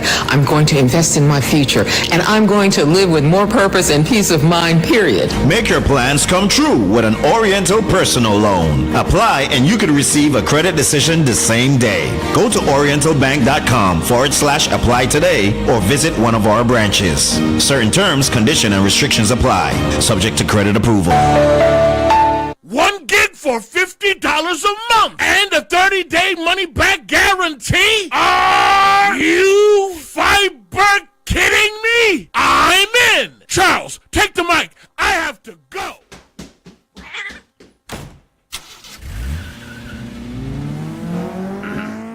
Oh, all right. Visit libertyvi.com/fiber and switch to Liberty True Fiber now. Hey, St. Croix, listen up. Your favorite spot, formerly known as Spicy Grill, is still turning up the heat as The Flaming Grill. Same flavors you love, now with more options. Located across from the Agricultural Fairgrounds on the road headed to the BMV. You can't miss it. We've got barbecue chicken, baby back ribs, pork chops, lamb chops, ribeye, and New York steak. Plus, fresh grilled salmon, mahi-mahi, and shrimp. And don't sleep on those daily specials. Kankin butter sauce, rich oxtail, Tuesday roti, and so much more. Always cooked just right. Burger lovers, you're covered. Chicken, steak, salmon, dolphin, veggie burgers with fries, wraps, wings, salads, hot sides, the whole lineup. Open Monday through Friday, 10 a.m. to 5 p.m. and Saturdays from 11 a.m. to 5 p.m. Located across from the Agricultural Fairgrounds on the road headed to the BMV. Call ahead 340-778-6270 and follow us on Facebook. Same roots, a whole new fire. Why is our Lieutenant Governor Trigenza Roach and Senate President Donna Fred Gregory desperately attacking Congresswoman Stacey Plaskett at the last minute? It's simple. They're trying to hide that for the last 8 years, they have led us in the wrong direction. They failed to lower cost or fix WAPA. Lieutenant Governor Roach stood by silent when their administration took over $300,000 from Jeffrey Epstein. Silent when 3 of their officials were convicted, and silent when our power went out. Senator Gregory is just as bad. She failed to stand up to Governor Bryan, and she was a failure at the Department of Education. So bad it was taken over. And they have the nerve to talk about Congresswoman Stacey Plaskett, who has delivered $24 billion to us to rebuild our hospitals, our schools, and our infrastructure. Congresswoman Plaskett continues to deliver. Roach and Gregory continue to fail. Paid for by protecting our future. Hey hon, have you checked out Precision Auto Parts? They have everything you need for your car. Is that the new auto parts store where cars only used to be by 5 corners? Yes, they offer the widest variety of domestic and foreign parts. From oil to batteries, filters to lawnmowers and trimmer accessories, they have it all. Wow, that's amazing. I heard they had the lowest prices in town too. Absolutely. Plus, their customer service is top notch. They really know their stuff. For all your automobile accessory needs, visit Precision Auto Parts. Don't settle for anything less than the best. Call them today at 340-773-7276. Precision Auto Parts, your one-stop shop for quality auto parts at unbeatable prices. Precision Auto Parts, for a smoother ride. I know, you know, we all know. WAPA, healthcare, education, and infrastructure are problems facing all of we in this territory. But I know Kurt Vielle will ask the tough questions, will demand answers, and offer solutions to resolving the issues. Why do you think he gave government employees raises from $27,000 to $35,000? Why do you think he reformed the Education Initiative Fund to strengthen oversight and improve flexibility in educational funding, as well as appropriated funds for special education evaluations? Why do you think he mandated electronic payment systems for the Virgin Islands Taxicab Commission? Why do you think he supported appropriations for WAPA street lighting improvements across the Virgin Islands? Why do you think he expanded the Hotel Development Program incentives to support hotel expansion and economic growth on St. Croix? And why do you think he petitioned Congress to include the Virgin Islands as full participants in the Affordable Care Act? Come on, man. Responsibility goes a long way in managing the future of these islands. He will continue to do that. Effective governance takes integrity, experience, and accountability. Give your vote, man. On election day, vote Kurt Vielle, number 5 on the ballot. Paid for by friends of Kurt Vielle to the Senate. Christie's International Real Estate St. Croix is a proud sponsor of our 3rd annual Back to School Drive and Giveaway. At Christie's International Real Estate, we're passionate about more than just real estate. We're passionate about our community. Whether you're buying, selling, investing, searching for your dream island home, or looking for expert vacation rentals and property management services, our experienced team is here to help every step of the way. Join us as we help students start the school year strong with backpacks, school supplies, and plenty of community spirit. From beachfront estates and condos to investment properties and vacation rentals, Christie's International Real Estate St. Croix is your trusted island real estate resource. Christie's International Real Estate St. Croix, connecting people to property and giving back to the community we love. Now at churches, buy one, get one free Tuesdays. Buy one wing, get your second wing free. Now you can fly. Buy one of anything and get one free. Bring your friends, churches Tuesday giveaway while it lasts. Fly with 2 wings, only pay for one. Now at churches in Sunny Elmerson. The new 101.3 Roe FM, WEVI, Frederickstead, Christiansted, Sweet St. Thomas night. St. Croix. Once again, corruption has reared its ugly head, and Virgin Islanders are embarrassed. Virgin Islanders will have to pay the consequences. They lied to you and said that Trump would take away funding if Stacey is elected. Well, he is taking away funding right now from the very people that told you this lie. Why? Because they are corrupt, incompetent, and cannot lead. Breaking national news for the world to see shows that Virgin Islands Housing Finance Authority leadership has been prioritizing kickbacks over helping families recover from disasters. 0 family homes constructed out of 324 that was supposed to be built. This isn't political opponents saying this. This is the White House saying it.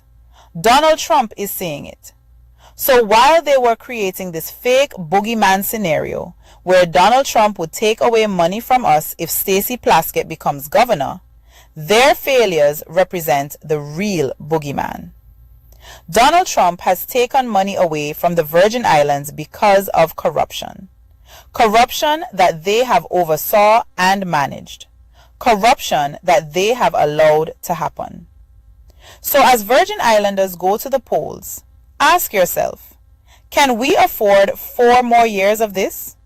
A continuation of this kind of embarrassment and money not getting to you, the people that need it? Can we afford to elect someone who has no understanding of how Washington works or has no relationships? One who doesn't understand the difference between suspended and withdrawn? The answer is a clear no. And that is why you should vote for Stacey Plaskett for governor. Because the money she has worked for to get to you needs to get to the people that deserve it, not friends and family of the people in charge. Sponsored by Forward Movement. Well, look who it is. It's yours truly, Adam O, and you're listening to the newest station serving the U.S. and the British Virgin Islands. 101.3 Roe FM, WEVI. Whenever you feel like giving up, 101.3 Roe FM keeps you going.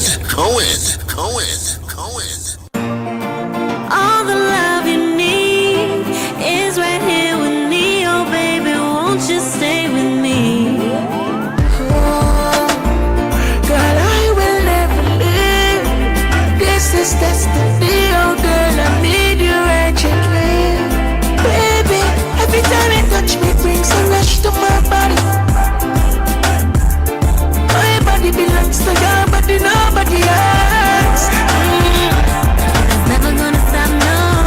When you think I'm done, I got a lot more. If I hold you down, you cannot go. So you hear me loud and clear. And I promise this will get better. Have a little faith in me and you together. Hey! It won't last till the storm through the winter. Tia, I see you.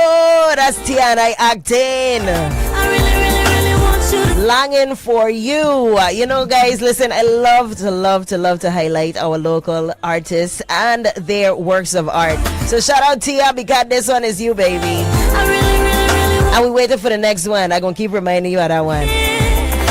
You tuned into 101.3 Roe FM, WEVI, and Bush T in the Morning with your girl, Neeks. All right, we got Department of Education in his house, making sure that we are ready. Like Freddie, we're leading with the right foot. All right, so before the break, we had a brief interruption.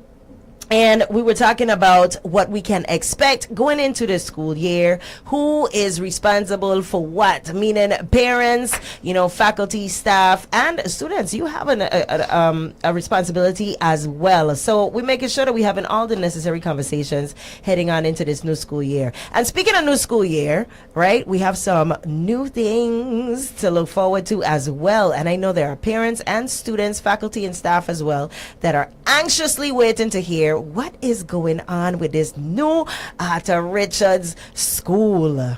So welcome back to the show, guys. So listen, I am very humbled. And it's a different experience for me. In 2019, I sat in a seat where we had to negotiate with the federal partners for this money, and we were able to get $3.65 billion into this territory. Yes. Then as a team, collectively, we sat down with our consultants to do the bridging documents, discussing what industry standards we wanted to imply or apply to our new schools. And seeing that vision come to life for me is a very humbling experience, and I am truly grateful to the Almighty first, and for our federal partners for giving us the dollars to get it done.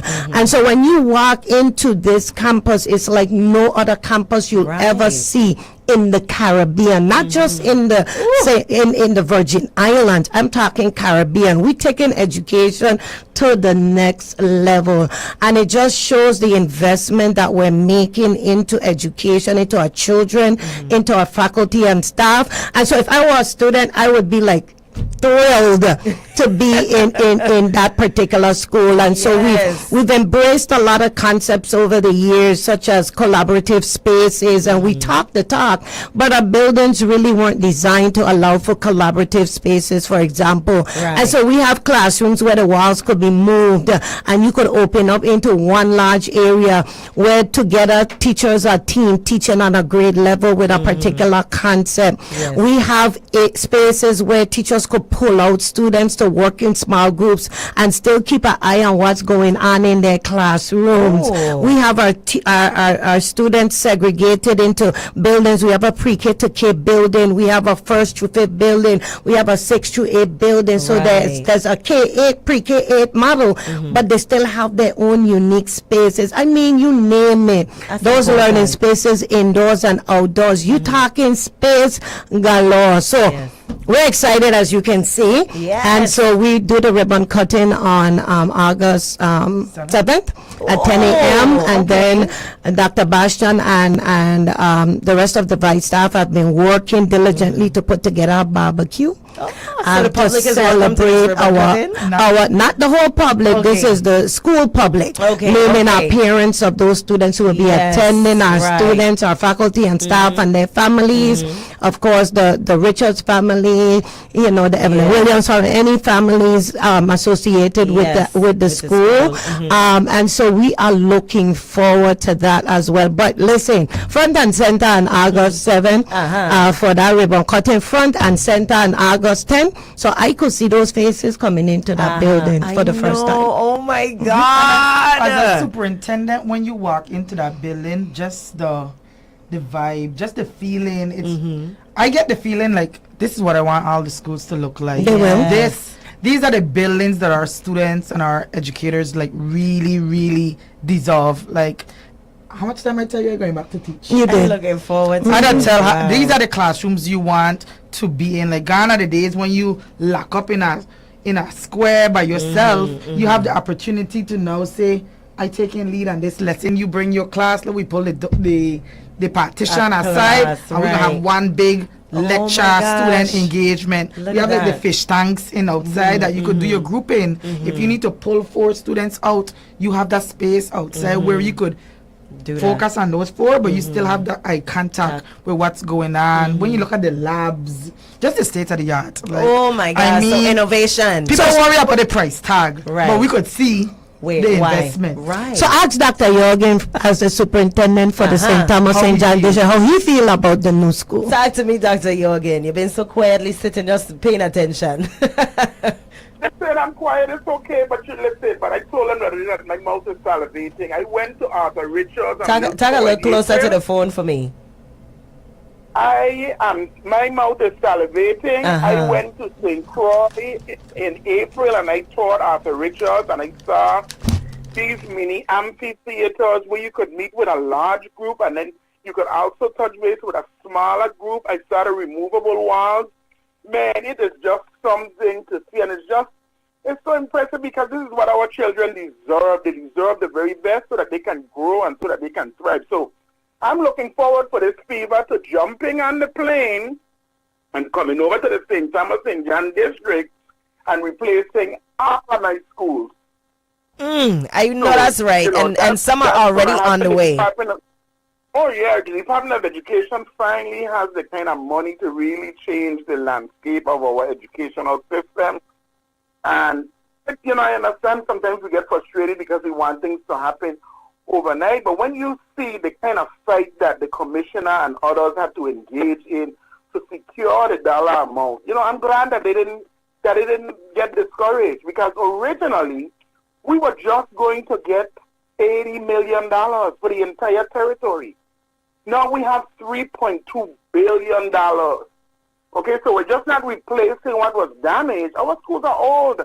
Some schools, if a student is staffed in special education, they have to come out of the school because, the school can't accommodate their needs. But the new Arthur Richards accounts for all of that and more.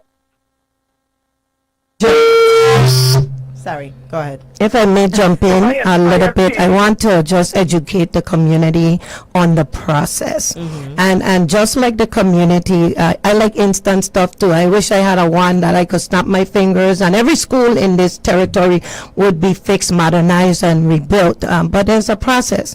And everything that we do requires FEMA's approval. This is the federal government's money, so you don't just get a blank check and you can write it for whatever.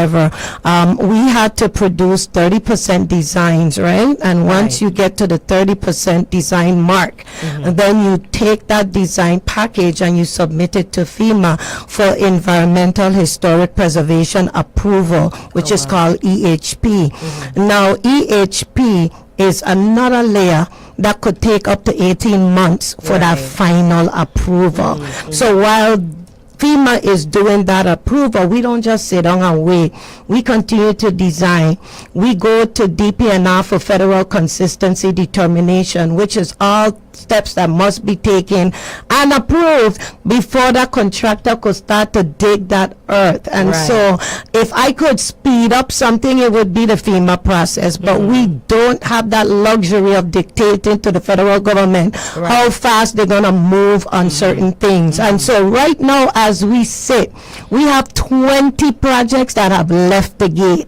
So it's not that the Department of Education is not moving. Whether those projects are in design or in construction, you're going to see a lot more groundbreakings happening to kick off these projects. But 20 projects for the Department of Education is a big deal. And it's something that's worth being commended. And kudos to my entire team that plays a part in this process, to ODR, to the Super PMO, to the federal partners for giving us this opportunity to really change the landscape of education.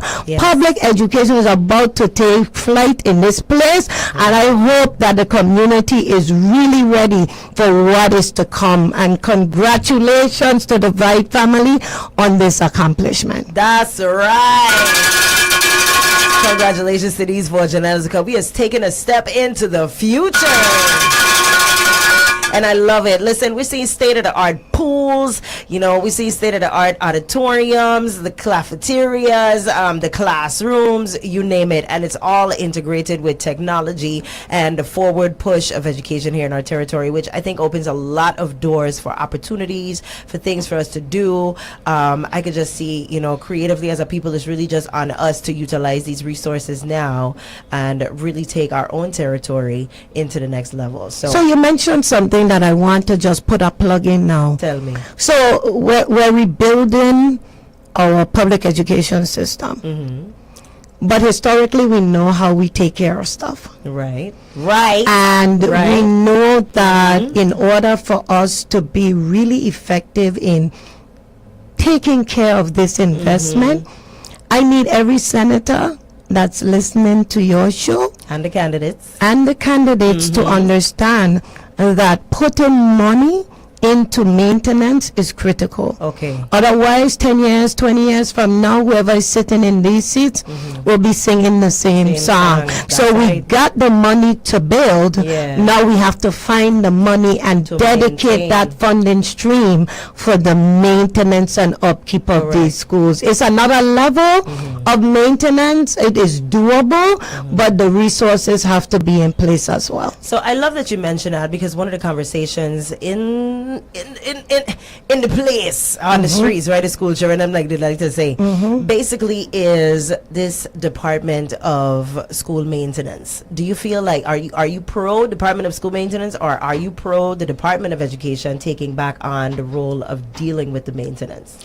I am pro maintaining my schools. Whatever works, I am for it 100%. But we do have challenges. Yes. We have challenges with funding. We have challenges with execution. And so I just need a system that works so that when my employees come into the building, they can be in safe spaces. And not just maintenance after storms. We talk about maintenance overall. And while we talk about the excitement of opening the new Arthur Richards, all the other 10 campuses, one of the things we're fighting with is just making sure that the basic needs at those campuses are met with the same excitement and urgency like the new Arthur Richards. So up to like last night, just fighting to get basic things done is a challenge. Right. Are all our campuses ready for August 10th? Are they? I'm going to say not quite. Right. They're working. Okay. But the urgency sometimes just isn't there for us here at VIDE. And it's not that we ask for something today, we expect it today. Our students need it today, because when it's not addressed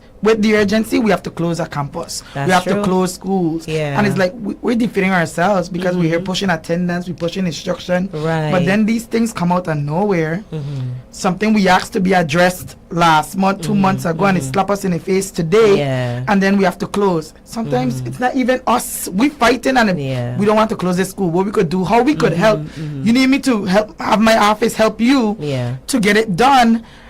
And it's because not for lack of trying and begging. Right. It's just our priorities sometimes don't align with the bureau's priorities. And I think that's one of the issues that we have. If a principal say, this is what I need you to do today to help keep my campus open, I need you to hear what a principal said. And if I got to pay for it myself, sometimes I do.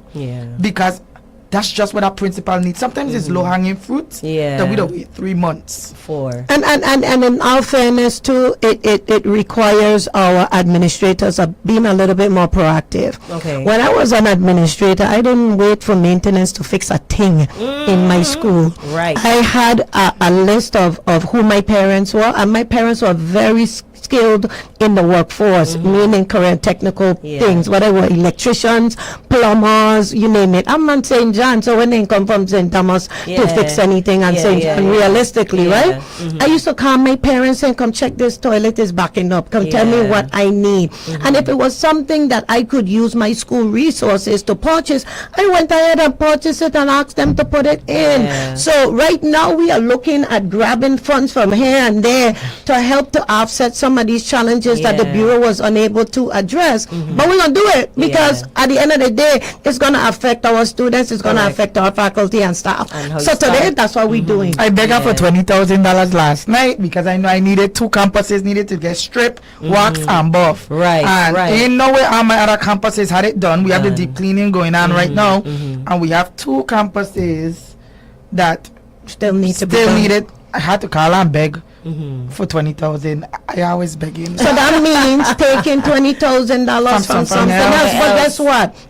We have to do it because again, I don't want people coming into the building and being like, "Oh man, all this summer," and they coming into a room that's not prepared. And that's the for conversation people typically have. They say, "Oh, we wait until the last minute to get the schools them ready," and da da da da da. So tell us what is that narrative, and can you kind of speak on it a little bit, because we want to make sure that everybody has the right understanding of what takes place during the summer. So with the new legislation and the creation of the Bureau of School Construction and Maintenance has been removed from the Department of Education. So now it is the sole responsibility of the Bureau of School Construction and Maintenance to deal with all of our maintenance needs, to deal with any minor, major construction needs.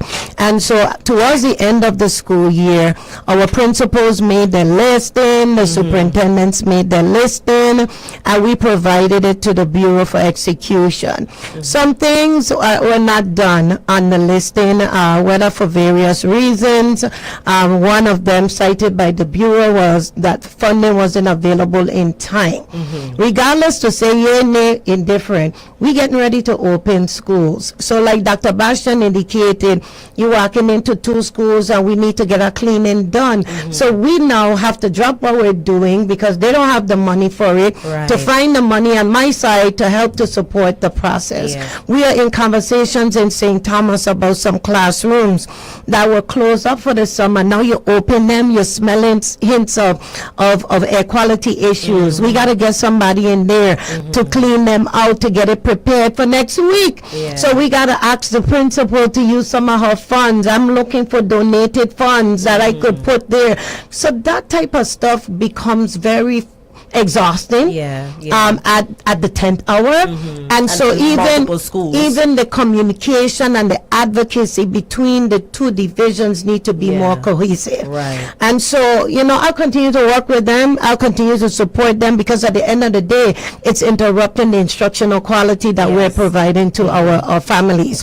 And so we have that, they have that commitment from VIDE, and if we have it, we'll do it, and so we're doing it. And I work very closely with my Bureau District Director, Mr. Jason Parija. We talk at least 10 times a day. He's a good beggar too, because when he find himself stuck with a challenge like my 2 schools, and he knew it was going to piss me off, he came very humbly. I was like, hey, this is what happened.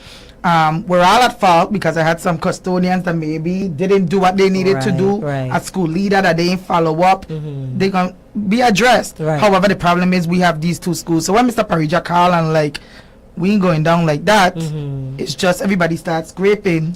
I come to the commissioner, have that little flexibility. I have a little low funding right now to help me find that 20,000, because opening the school year, I want that shiny look in that school that all the other schools have. Something about those shiny floors at the beginning. To match the brand new shoes that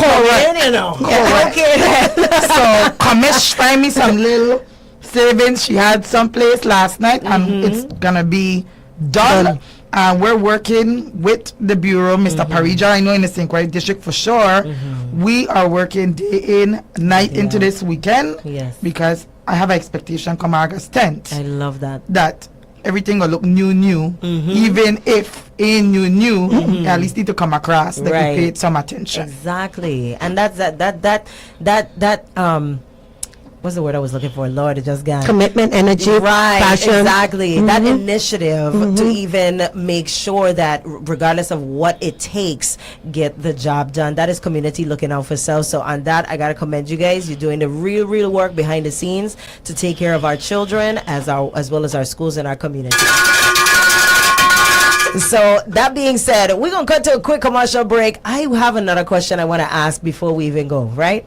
So we talk about Arthur Richards. It's a new school, brand new, coming of age, and we enter in this new chapter. But there are some concerns from some of those individuals who actually attended the Evelyn L. Williams School. There's a lot of legacy, a lot of history, a lot of those. Some of business owners right now in our community, and they went to these schools, but there's no conversation about it. And we just saw, boom, Arthur Richards Elementary School is going in the location where Evelyn L. Williams used to be. So when we come back, we're going to talk about what it means when a part of history like that is kind of just, it feels pushed to the side, right? And let's talk about how we even got to this junction in the first place, because people want to know, why not just rename the same school the same thing? Why not keep Arthur Richards as Arthur Richards? Or what happens to the school where Arthur Richards was currently sitting before we built out this new school? So keep it locked, guys. We're gonna be right back. The conversation is still stirring up. It's 101.3 Roe FM, WEVI, and Bush Tina Manning right here. The island's newest, hottest, believe that. Okay, so keep it locked. Don't go anywhere. Tell a friend to tell a friend. We still on the dial. It's 20 minutes past the hour of 10 o'clock, but guess what? We still pushing on through. All right, it's Friday, baby. Keep it locked. Don't go anywhere. We'll be right back.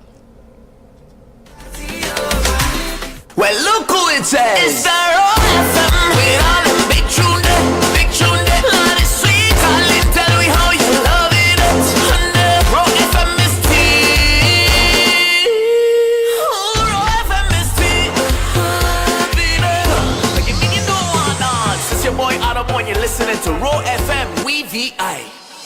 Asking who is Delia Smith? Well, let me tell you. Delia is a St. Jonian wife, mother, and grandmother who has spent her entire adult life serving the people of the Virgin Islands. Her impeccable character and integrity is absolutely what we need and what earned her the historic position of U.S. Attorney. In that office, she demonstrated her courage to take on even the hardest fights and win, as well as her ability to easily form relationships and earn the respect of colleagues from both political parties. Through her work and as a lifelong resident, she knows us and the challenges we face firsthand. Her most important asset, though, is her unquenchable passion for service, not to herself, donors, or special interests, but to all we, the people of the Virgin Islands. She is mature, competent, and deeply committed to giving us the highest quality of representation. This is Donna Christensen. Vote number 2, Delia Smith, for delegate to Congress. Vote Delia Smith.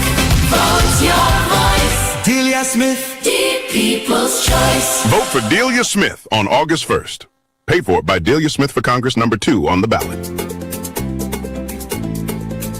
Now at churches, buy one, get one free Tuesdays. Buy one wing, get your second wing free. Now you can fly.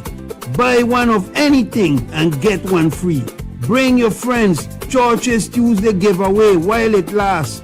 Fly with 2 wings. Only pay for one. Now at churches in Sunny Isle, my son. Ladies, it's time to step your beauty game up with Jackie's Beauty Supply Store. Right now, get $10 off any pack of human hair boho braids, perfect for that soft, natural look you've been dreaming of. And that's not all. Jackie's has everything you need to keep you looking good, from skincare and makeup to jewelry and beauty essentials that shines just like you do. Plus, every purchase comes with a free gift, because at Jackie's, beauty always comes with a little extra love. So come on down to Jackie's Beauty Supply Store on the first floor in the Galloway building, right behind the old location, where style, savings, and self-care meet. They're open Monday through Thursday, 9 a.m. to 7 p.m. Fridays and Saturdays, 8 a.m. to 7 p.m. Sundays, 11 a.m. to 5 p.m. Jackie's Beauty Supply Store. Your beauty, your way. There's a lot of discussion about me being ill-informed and unfit and confrontational and mature. And I want to remind you guys, July 3rd just left. Emancipation would never happen without confrontation. July 4th, America is formed as a rebuke to tyranny. We threw tea in a Boston harbor and the American Revolutionary War began. October 1st, 1878, Contract Day. 4 queens born on the town of Frederickstead because of confrontation. Democracy is forged in fire. Democracy is a contact sport. Democracy requires confrontation. It requires good trouble. And I promise you, No one will out-prepare me. No one will outwork me. And no one will fight more than I will fight for the people of the Virgin Islands. I humbly ask for your vote and for your support. Janelle K. Soro, Delegate for Congress, number 4 on your ballot. Greetings, Virgin Islanders. This is Tregenzo Roach. And I'm Novel E. Francis Jr. For generations, Virgin Islanders have understood a simple truth. Change doesn't come from the top down.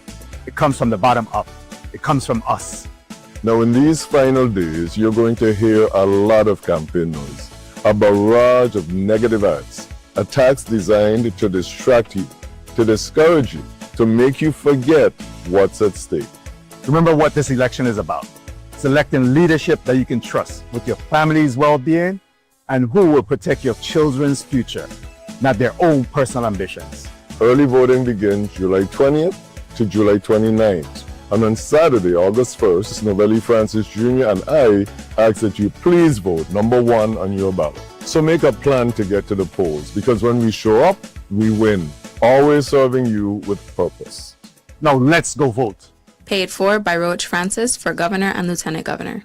From the VI Radio Weather Center, I'm Chief Meteorologist Rob Carolyn. An extreme heat warning remains in effect for the Virgin Islands and Puerto Rico through 5 p.m. this afternoon. Good news is this hot and hazy weather is starting to move out. We'll see improving conditions heading into the upcoming weekend. In fact, may get some much-needed rain across the area by Sunday afternoon as a tropical wave heads our way. Less hazy conditions developing this afternoon, but it's sunny, breezy, and hot. We're 90 to 95. Feels like it's well over 100. Tonight, we're partly cloudy, maybe an isolated shower, breezy, 75 to 80 overnight. Tomorrow, partly to mostly sunny, breezy, and near 90 degrees. Sunday, some sun, but watch for a few scattered showers, highs near 90. Offshore, exercise caution. East winds are strong at 10 to 20 knots this afternoon. They'll be gusty. Waves are going to be 3 to 6 feet, less off the western side of the islands. Chance of rain offshore under 30%. From the VI Radio Weather Center, I'm Chief Meteorologist Rob Carolyn. Yo, this is girl Rudy Live, and you're listening to the one and only Roe FM. There was good and evil. We chose good. Why raise the time of the Most High, ye sons of men? The rich man's wealth is in the city. Believe it, believe it. And we're back, ladies and gentlemen. It's 101.3 Roe FM, WEVI, and Bush T in the morning. All right, we easing on through. We have the Department of Education in here, and I have Dr. Stefan Jurgen, Superintendent for the St. Thomas St. John District on the line. I also have in the studio with me Dr. Carla Bastian Knight, Superintendent for the St. Croix District, and Dr. Dion Wells Hendrington, our Commissioner of Education. And we've been having quite the conversation. Before the break, we mentioned talking about Atta Richards, and the location that it's at usually or previously was where Evelyn Williams School, Junior High School, if I'm correct, right? Mm-hmm. That's where it's at. And some people are curious to know, so what happens to the Evelyn Williams School? You know, does it just disappear? What happens? So that's a very good question, and I know it's a topic that is very much in, you know, our community is interested in. I want to backtrack a little bit about how we got here. Mm-hmm. And so after the storms, part of the FEMA process was for us to do damage assessments, to look at our campuses, go through our campuses, identify the damages, and then do a costing. Based on that costing, you know, it would determine if we qualified for modernizations or for replacements, and so after the storms, Evelyn Williams was shuttered. It was closed. Right. And so when the costing came out, we were not awarded a substantial amount of money to bring Evelyn Williams back online. However, we were approved by the federal partners for the replacement of Arthur Richards. Right. And so during this process, the Department of Education did not want to do it in isolation. And so we formed a new school advisory board that was comprised of members of the community, integral stakeholders like senators, the Board of Education, parents, etc., vice wide community as well. And we had charrettes. We had community town halls. And so it was in one of those board meetings that it was recommended, well, don't rebuild at the old site because now we have the modulars there. We had consolidated Alexander Henderson and Arthur Richards' family together, and they would be down there. If we're not using Evelyn Williams' site again, let's rebuild there. And that's where it came from, because you would have uninterrupted activity at a site that was currently going to be offline anyway. But what happens to the name, right? And we have several other schools that we're deciding how we're going to honor these individuals who have paved the way for us and have contributed so much to our communities that we, decided to name an area in the Arthur Richards campus in honor of Evelyn Williams. We're going to do that for Charles H. Emmanuel. We're going to do that for Elena Christian and any other campus, whether it's in the St. Thomas, St. John district or not, to honor their legacy. But Evelyn Williams was going offline. It was going to be turned back over to the Department of Property and Procurement for repurposing anyway. And so that's where the decision came in. It was not in isolation. It was a recommendation from members of the New School Advisory Council that we took back, and we said, hey, it wouldn't hurt anyway, so let's just get it done. And so that's how we got here. And I appreciate you shedding some light on that, because I just think as a community, and there's differences between the generations. We have these conversations, and as you mentioned, there were town halls and things that took place as well where the community had to be involved.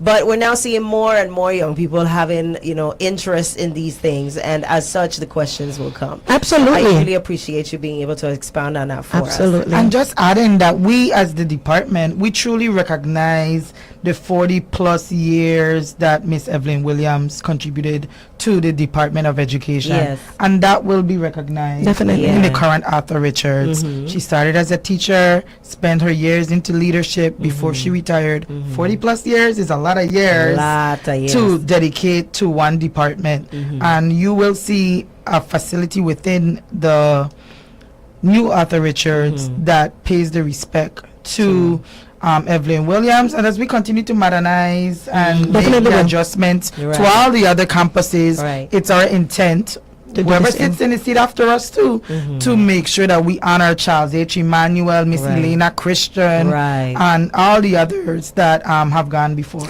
So the uniqueness though, we have 20 projects out the gate, so we don't just say it from now. That's what we're doing, so that they could prepare that in the design. So nobody coming in to change the trajectory of these projects. These projects are already laid out. And so before the administration even switches, the designs will be fully completed and construction will be taken off. And so we'll just make that a public announcement today that those individuals' names of schools that have been shuttered and turned back over to the Department of Property and Procurement will be honored in our new facilities in some form or fashion, because they deserve that.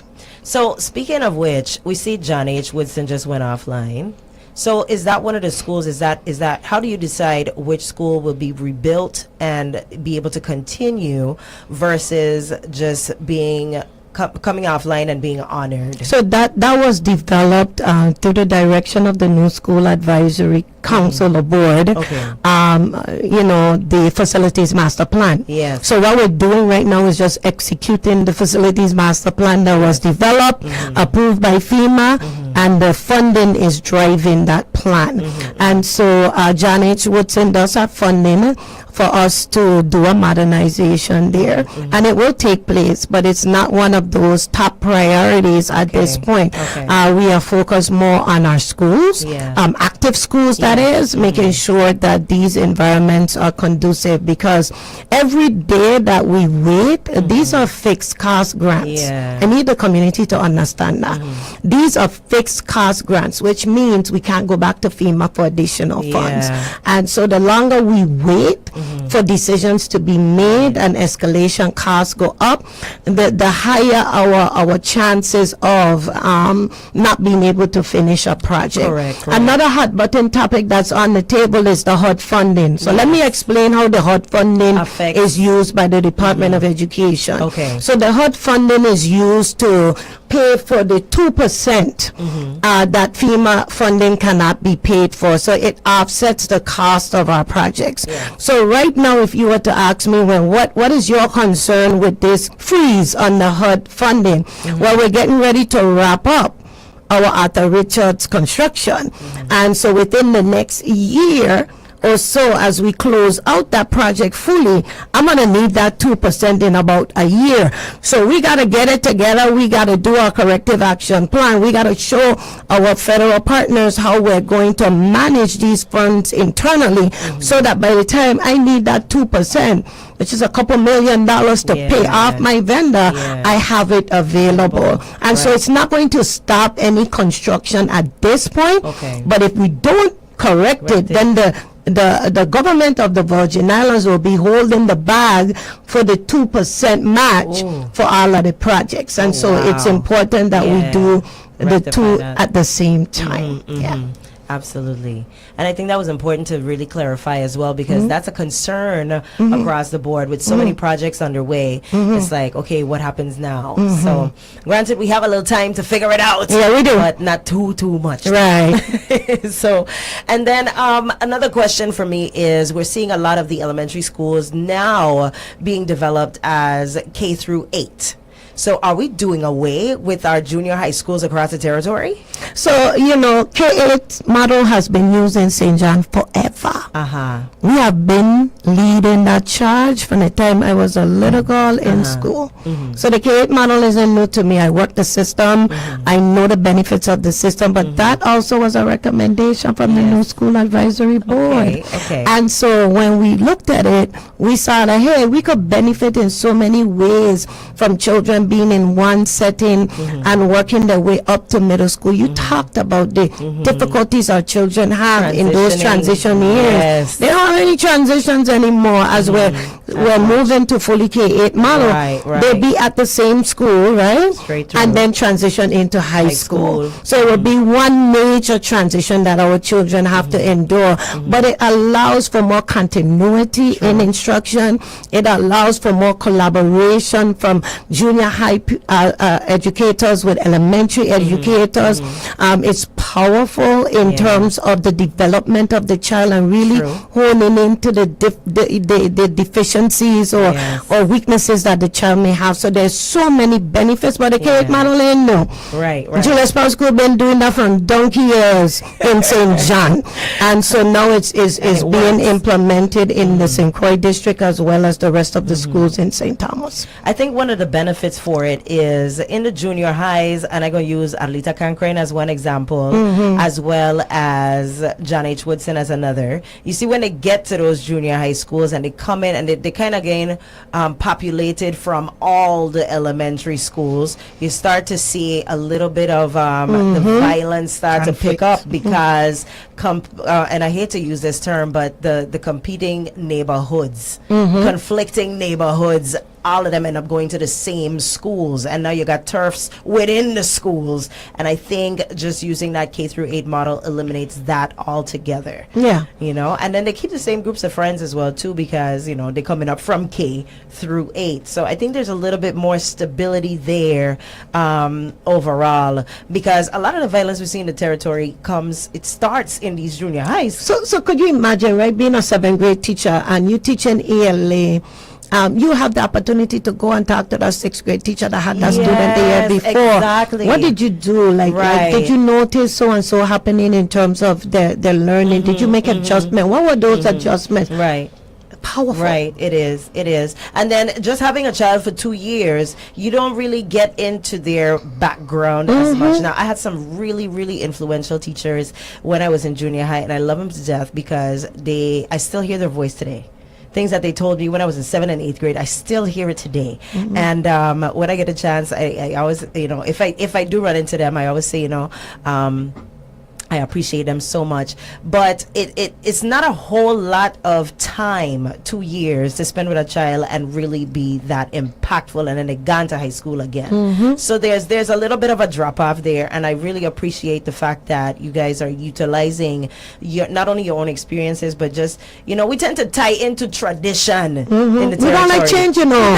We don't, but we are a very adaptable people We at are. the same time. When we have to be. Yes. When we have to be. Yes, and sometimes you have to make those tough decisions that in the long run benefit the population internally and externally as well. They'll come on board. And we know that what we have been doing has been working, because when you look at incidents, this last school year that we had, I did not have no incident in this district that warranted action from me forwarded to the commissioner. We had more adult and employee conflicts than we had student conflicts territory wide. Right. There has been a major decline in our behavioral infractions in our schools. I'm looking forward to that carrying over too in the new school year. Right. But we did not have those big gang and community conflicts in the school. You know, you have the little disagreements, but nothing that warranted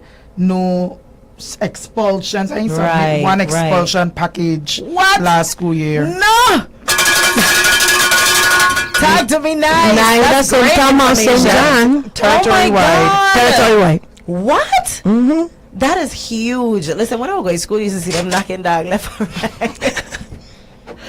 Oh man! But we're definitely grateful for that, and our students who began to approach those age limits where we know that it was not a setting here for you anymore at Central Higher Complex. Right. We helped you transition into one of the adult programs Night to school complete. or something? Yeah, it wasn't a hard transition. We have the blessing of having Principal Hobson, Central High Principal. She's also the principal of the night school. Right. She would come to my office like, hey, Diane is at the point she can't be in my day school no more. Oh wow. This is what we can do for her, and she can finish school within the same time frame, decreasing our dropout rate. Because eventually that child gonna be like, yeah, me coming school no more. I done. And some children are forced to grow up early, depending on what they're dealing with at home, what their support system looks like. A lot of them raising themselves. So, and I experienced that just, you know, having an organization dealing with young girls. And a lot of times we just feel like it's the boys, all the violence, the cussing, the fighting, they were hanging their pants below their waist. And a lot of these girls don't have support, because it is social norm for you to look at a young lady, especially if she carries herself well, and say, oh, somebody taking care of she's good. And a lot of them that end up being on their own. So and then that falls on the education system to pick up the slack. But you know, I do student council visits on a monthly basis in all my high schools, and I have had some conversations with high school students who have expressed to me the kind of stress that they're on, you know, academically trying to keep up with all the work, especially those children that are in multiple honors classes, and you know, the demands from every teacher looks different, and just managing that and then managing home. Some of them have resorted, and they were very transparent, to drinking, to smoking weed, to calm them, to vaping. And so we would have discussions about, well, what can I do as the commissioner to support you in this measure? And we've talked about, you know, teachers collaborating a little bit more on the homework assignments that they give, because if they don't, you could overwhelm a child just with the assignments that they give, and then partnering with outside agencies to provide some of those wraparound services to help our children deal. As adults, we have problems navigating life, and so we can't take that for granted. We have to be able to see the warning signals and really try to intervene to get to the core of what is going on with our children. And I think that we are now addressing the core, and we're starting to see that shift in our school culture, where we have a reduction in those types of activities. And them children that come to you and tell you, hey, I need therapy. I need to go see a therapist. I was just going to say the mental health side. They are more honest with their emotions and what they're going through than the adults. They might be more self-aware even. Correct. So we we use our federal funds, and we have procured the necessary services through our partners outside, where you come with your problems, we directing you to the experts to help you if it's an individual, and if it's family, we provide those family group sessions independently with those service providers to make sure we're providing the necessary support for our students. We need it to come back healthy to us. Absolutely. Now, listen, any words y'all want to say to those who are gearing up, getting ready? We have our event tomorrow. Let's expand on that a little bit so that parents know exactly what they can expect coming to the Back to School Jamboree. We're looking forward to it. And listen, I just have one question. Why on Primary Day? Because our students matter just as much as the primary day, and we have to make sure they're occupied too. Right, because they don't vote. They don't vote, so we handling the children over here and making sure we providing some meaningful engagement for them. And they're already gonna be on the road going to vote anyway, so just stop on by one time. Just come and voting will only take you how long? Right? Quick.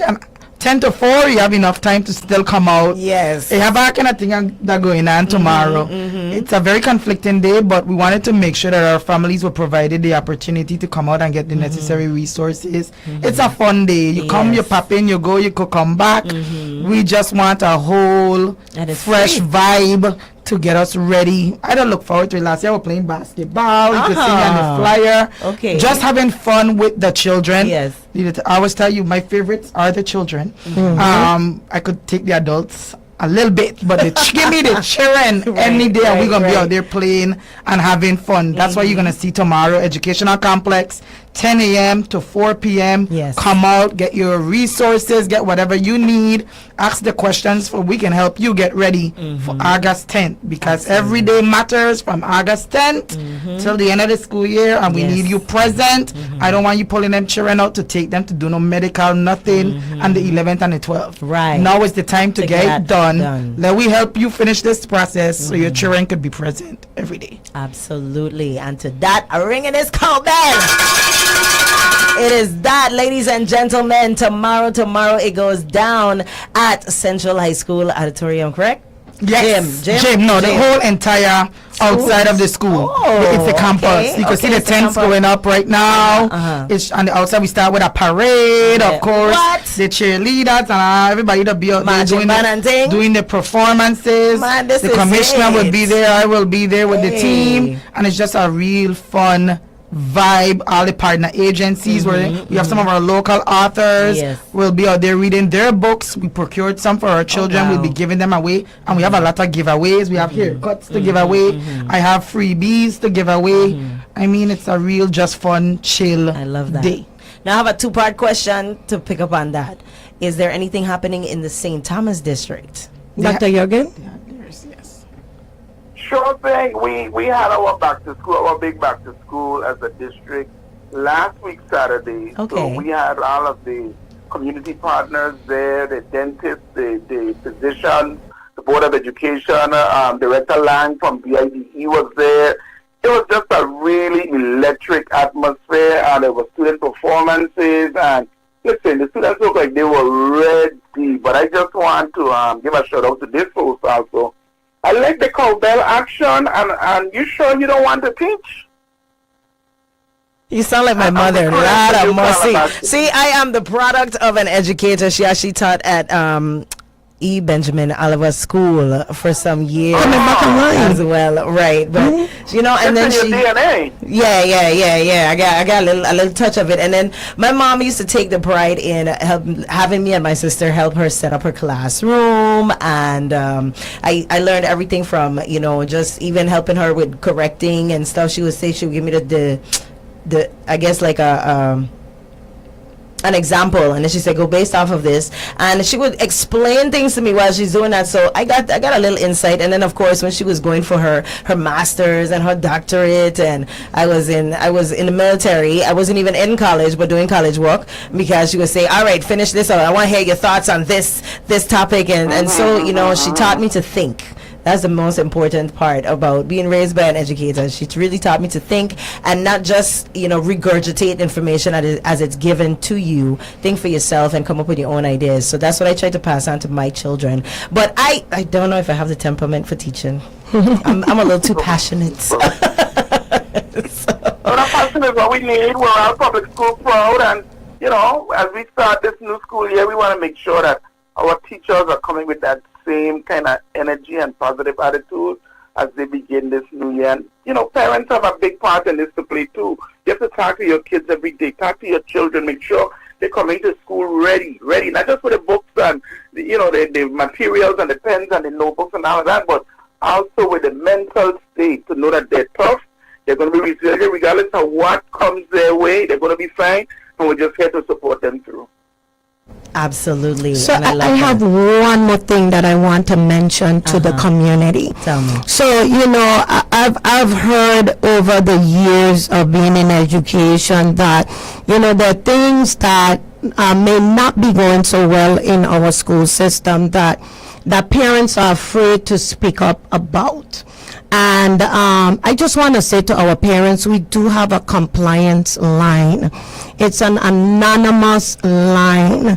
I don't want any of my parents to feel that you cannot make an official complaint and anonymously, if you prefer, of issues and concerns that you need us to address, whether it's within a VIDE or outside VIDE that requires the attention of VIPD, the attention of the Department of Human Services. And our compliance line number is 1-800-403-2461. 1-800-403-2461. And that line is not being monitored by VIDE. It's monitored by an outside entity that reports back to VIDE the concerns, makes recommendations of who should be involved so that we can address situations once they arise. So we do have a mechanism in place. It's been in place now 2 years, but I find that a lot of people are not as aware of it as they need to be. But we do have the compliance line at 1-800-403-2461 where you can make your anonymous complaints about issues and concerns that you may have within the public school system. And our students know it because they use it. Yes, they do. Our students, they don't call and say, if you see me pop up to a school, it's because maybe Diane called last night. I got the ticket that came directly to me telling me a concern was made about this issue that was happening. Right. And I get to go in and tell the principal, okay, this is what I was told. What? You have to investigate. I get to investigate on my own, or something that I could push to the principal and hey, this came in. That principal has to provide a report on what was reported back. They don't just get to say, I'm not going to address that issue. As it comes, they have a time window in which they must respond. And people are afraid of retribution, People are afraid to speak up. And so I get it. But we still need to be aware. And if we're not aware, we can't address situations. And no, the commissioner does not know everything. The superintendents do not know everything. And so you are our eyes and ears as well, community. And if there are things that are not working and things that need to be addressed, we're asking for your support in that area as well. Right, and you're absolutely right when you say retribution, because as a parent, you'd be afraid that your child gonna be treated a type of way, and you ain't there, and they can't speak up for themselves. So that is a concern. But I don't feel like we have a whole bunch of teachers who don't practice that. So that's just even from when I was going to school. They might slap you on your wrist or whatever. The next day they act like nothing happened. Yeah, all right, you're good, you eat. So you had your bush tea. That's right. So definitely. Now, any last words you want to say to our audience? Encouraging parents to get their kids ready for school. We spoke a lot on attendance. We spoke a lot on them making sure that they get their, medical stuff out of the way before that first week of school. We know that first week of school will be a little shaky flaky sometimes. Some students come in a little later than others, you know, little minor delays. Are there any words you would like to share to, I guess, assist or give some insight as to where that is concerned? So I just want to begin by thanking the hardworking men and women of the Virgin Islands Department of Education. Whether you work in a school or whether you work in the district or the state offices, every single person matters. You matter in the success of our children, and so we are elated to start our 2026-2027 school year. And our theme this year is breaking barriers, setting records, becoming 5-star. And so we are committed to improving instruction, improving the school culture, improving our collaborative partnerships, just overall working with all stakeholders to ensure that at the end of the day, our children have what they need to thrive as successful citizens in this community. And so you have that commitment from us, and we are truly excited and privileged and honored to sit in the seats that we do to advocate for the children of this territory. Yes, yes, absolutely.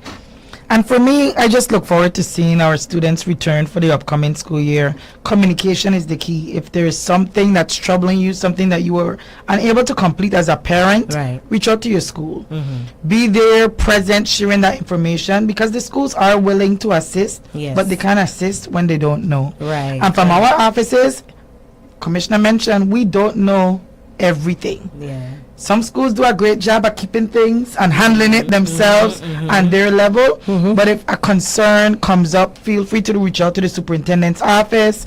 I think everybody have my personal number, but the office number is 773-1095. Feel free to reach out to the office of the Insular Superintendent. I'm very responsive, and we'll try our best to make sure we can help you. Or you could just come out tomorrow to the back to school event from 10 to 4, and all of us will be out there, and you could definitely have those conversations with us. Exactly. You know, parents, from me, I going to say make sure you are involved. You got all the technology in the wall. That phone will leave at your hand, so there's no reason you should know where your kids' grades are. You should know their attendance. As one parent, I like to utilize Class Dojo, but I'm going to point out there, you know, I really wish all parents from K through at least 6th grade, you know, if you could push it to 8, then push it, but at least through 6th grade would use Class Dojo, because especially for us parents who have multiples, that makes life so much easier than trying to figure out who got what going on in what classroom and what age, and all of them as they're coming up have different needs.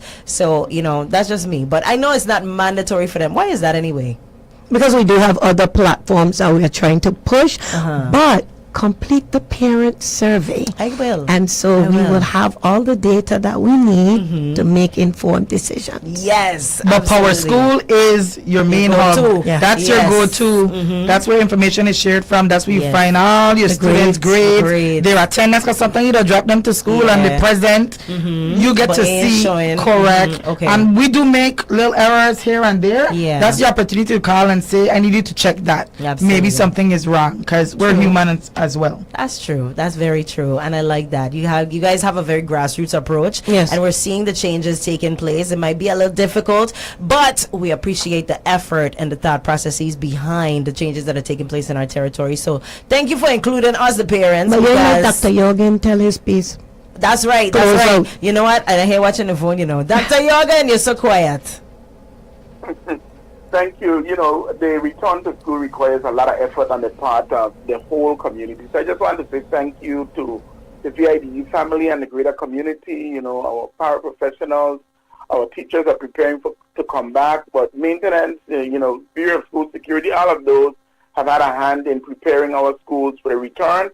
Shout out to public relations. There is not a parent that can say they didn't know when the school's orientation is, or what the supply list, or what the uniform should look like, because all of that information has been shared with the public. So I just want to have our everything is not always going to be perfect, but when we come back to school, let's have the frame of mind that, you know, we come in here to do what we need to do so that we could move forward, and let's just all work together. Now, if something isn't right, bring that to the attention of the principal, of the superintendent's office.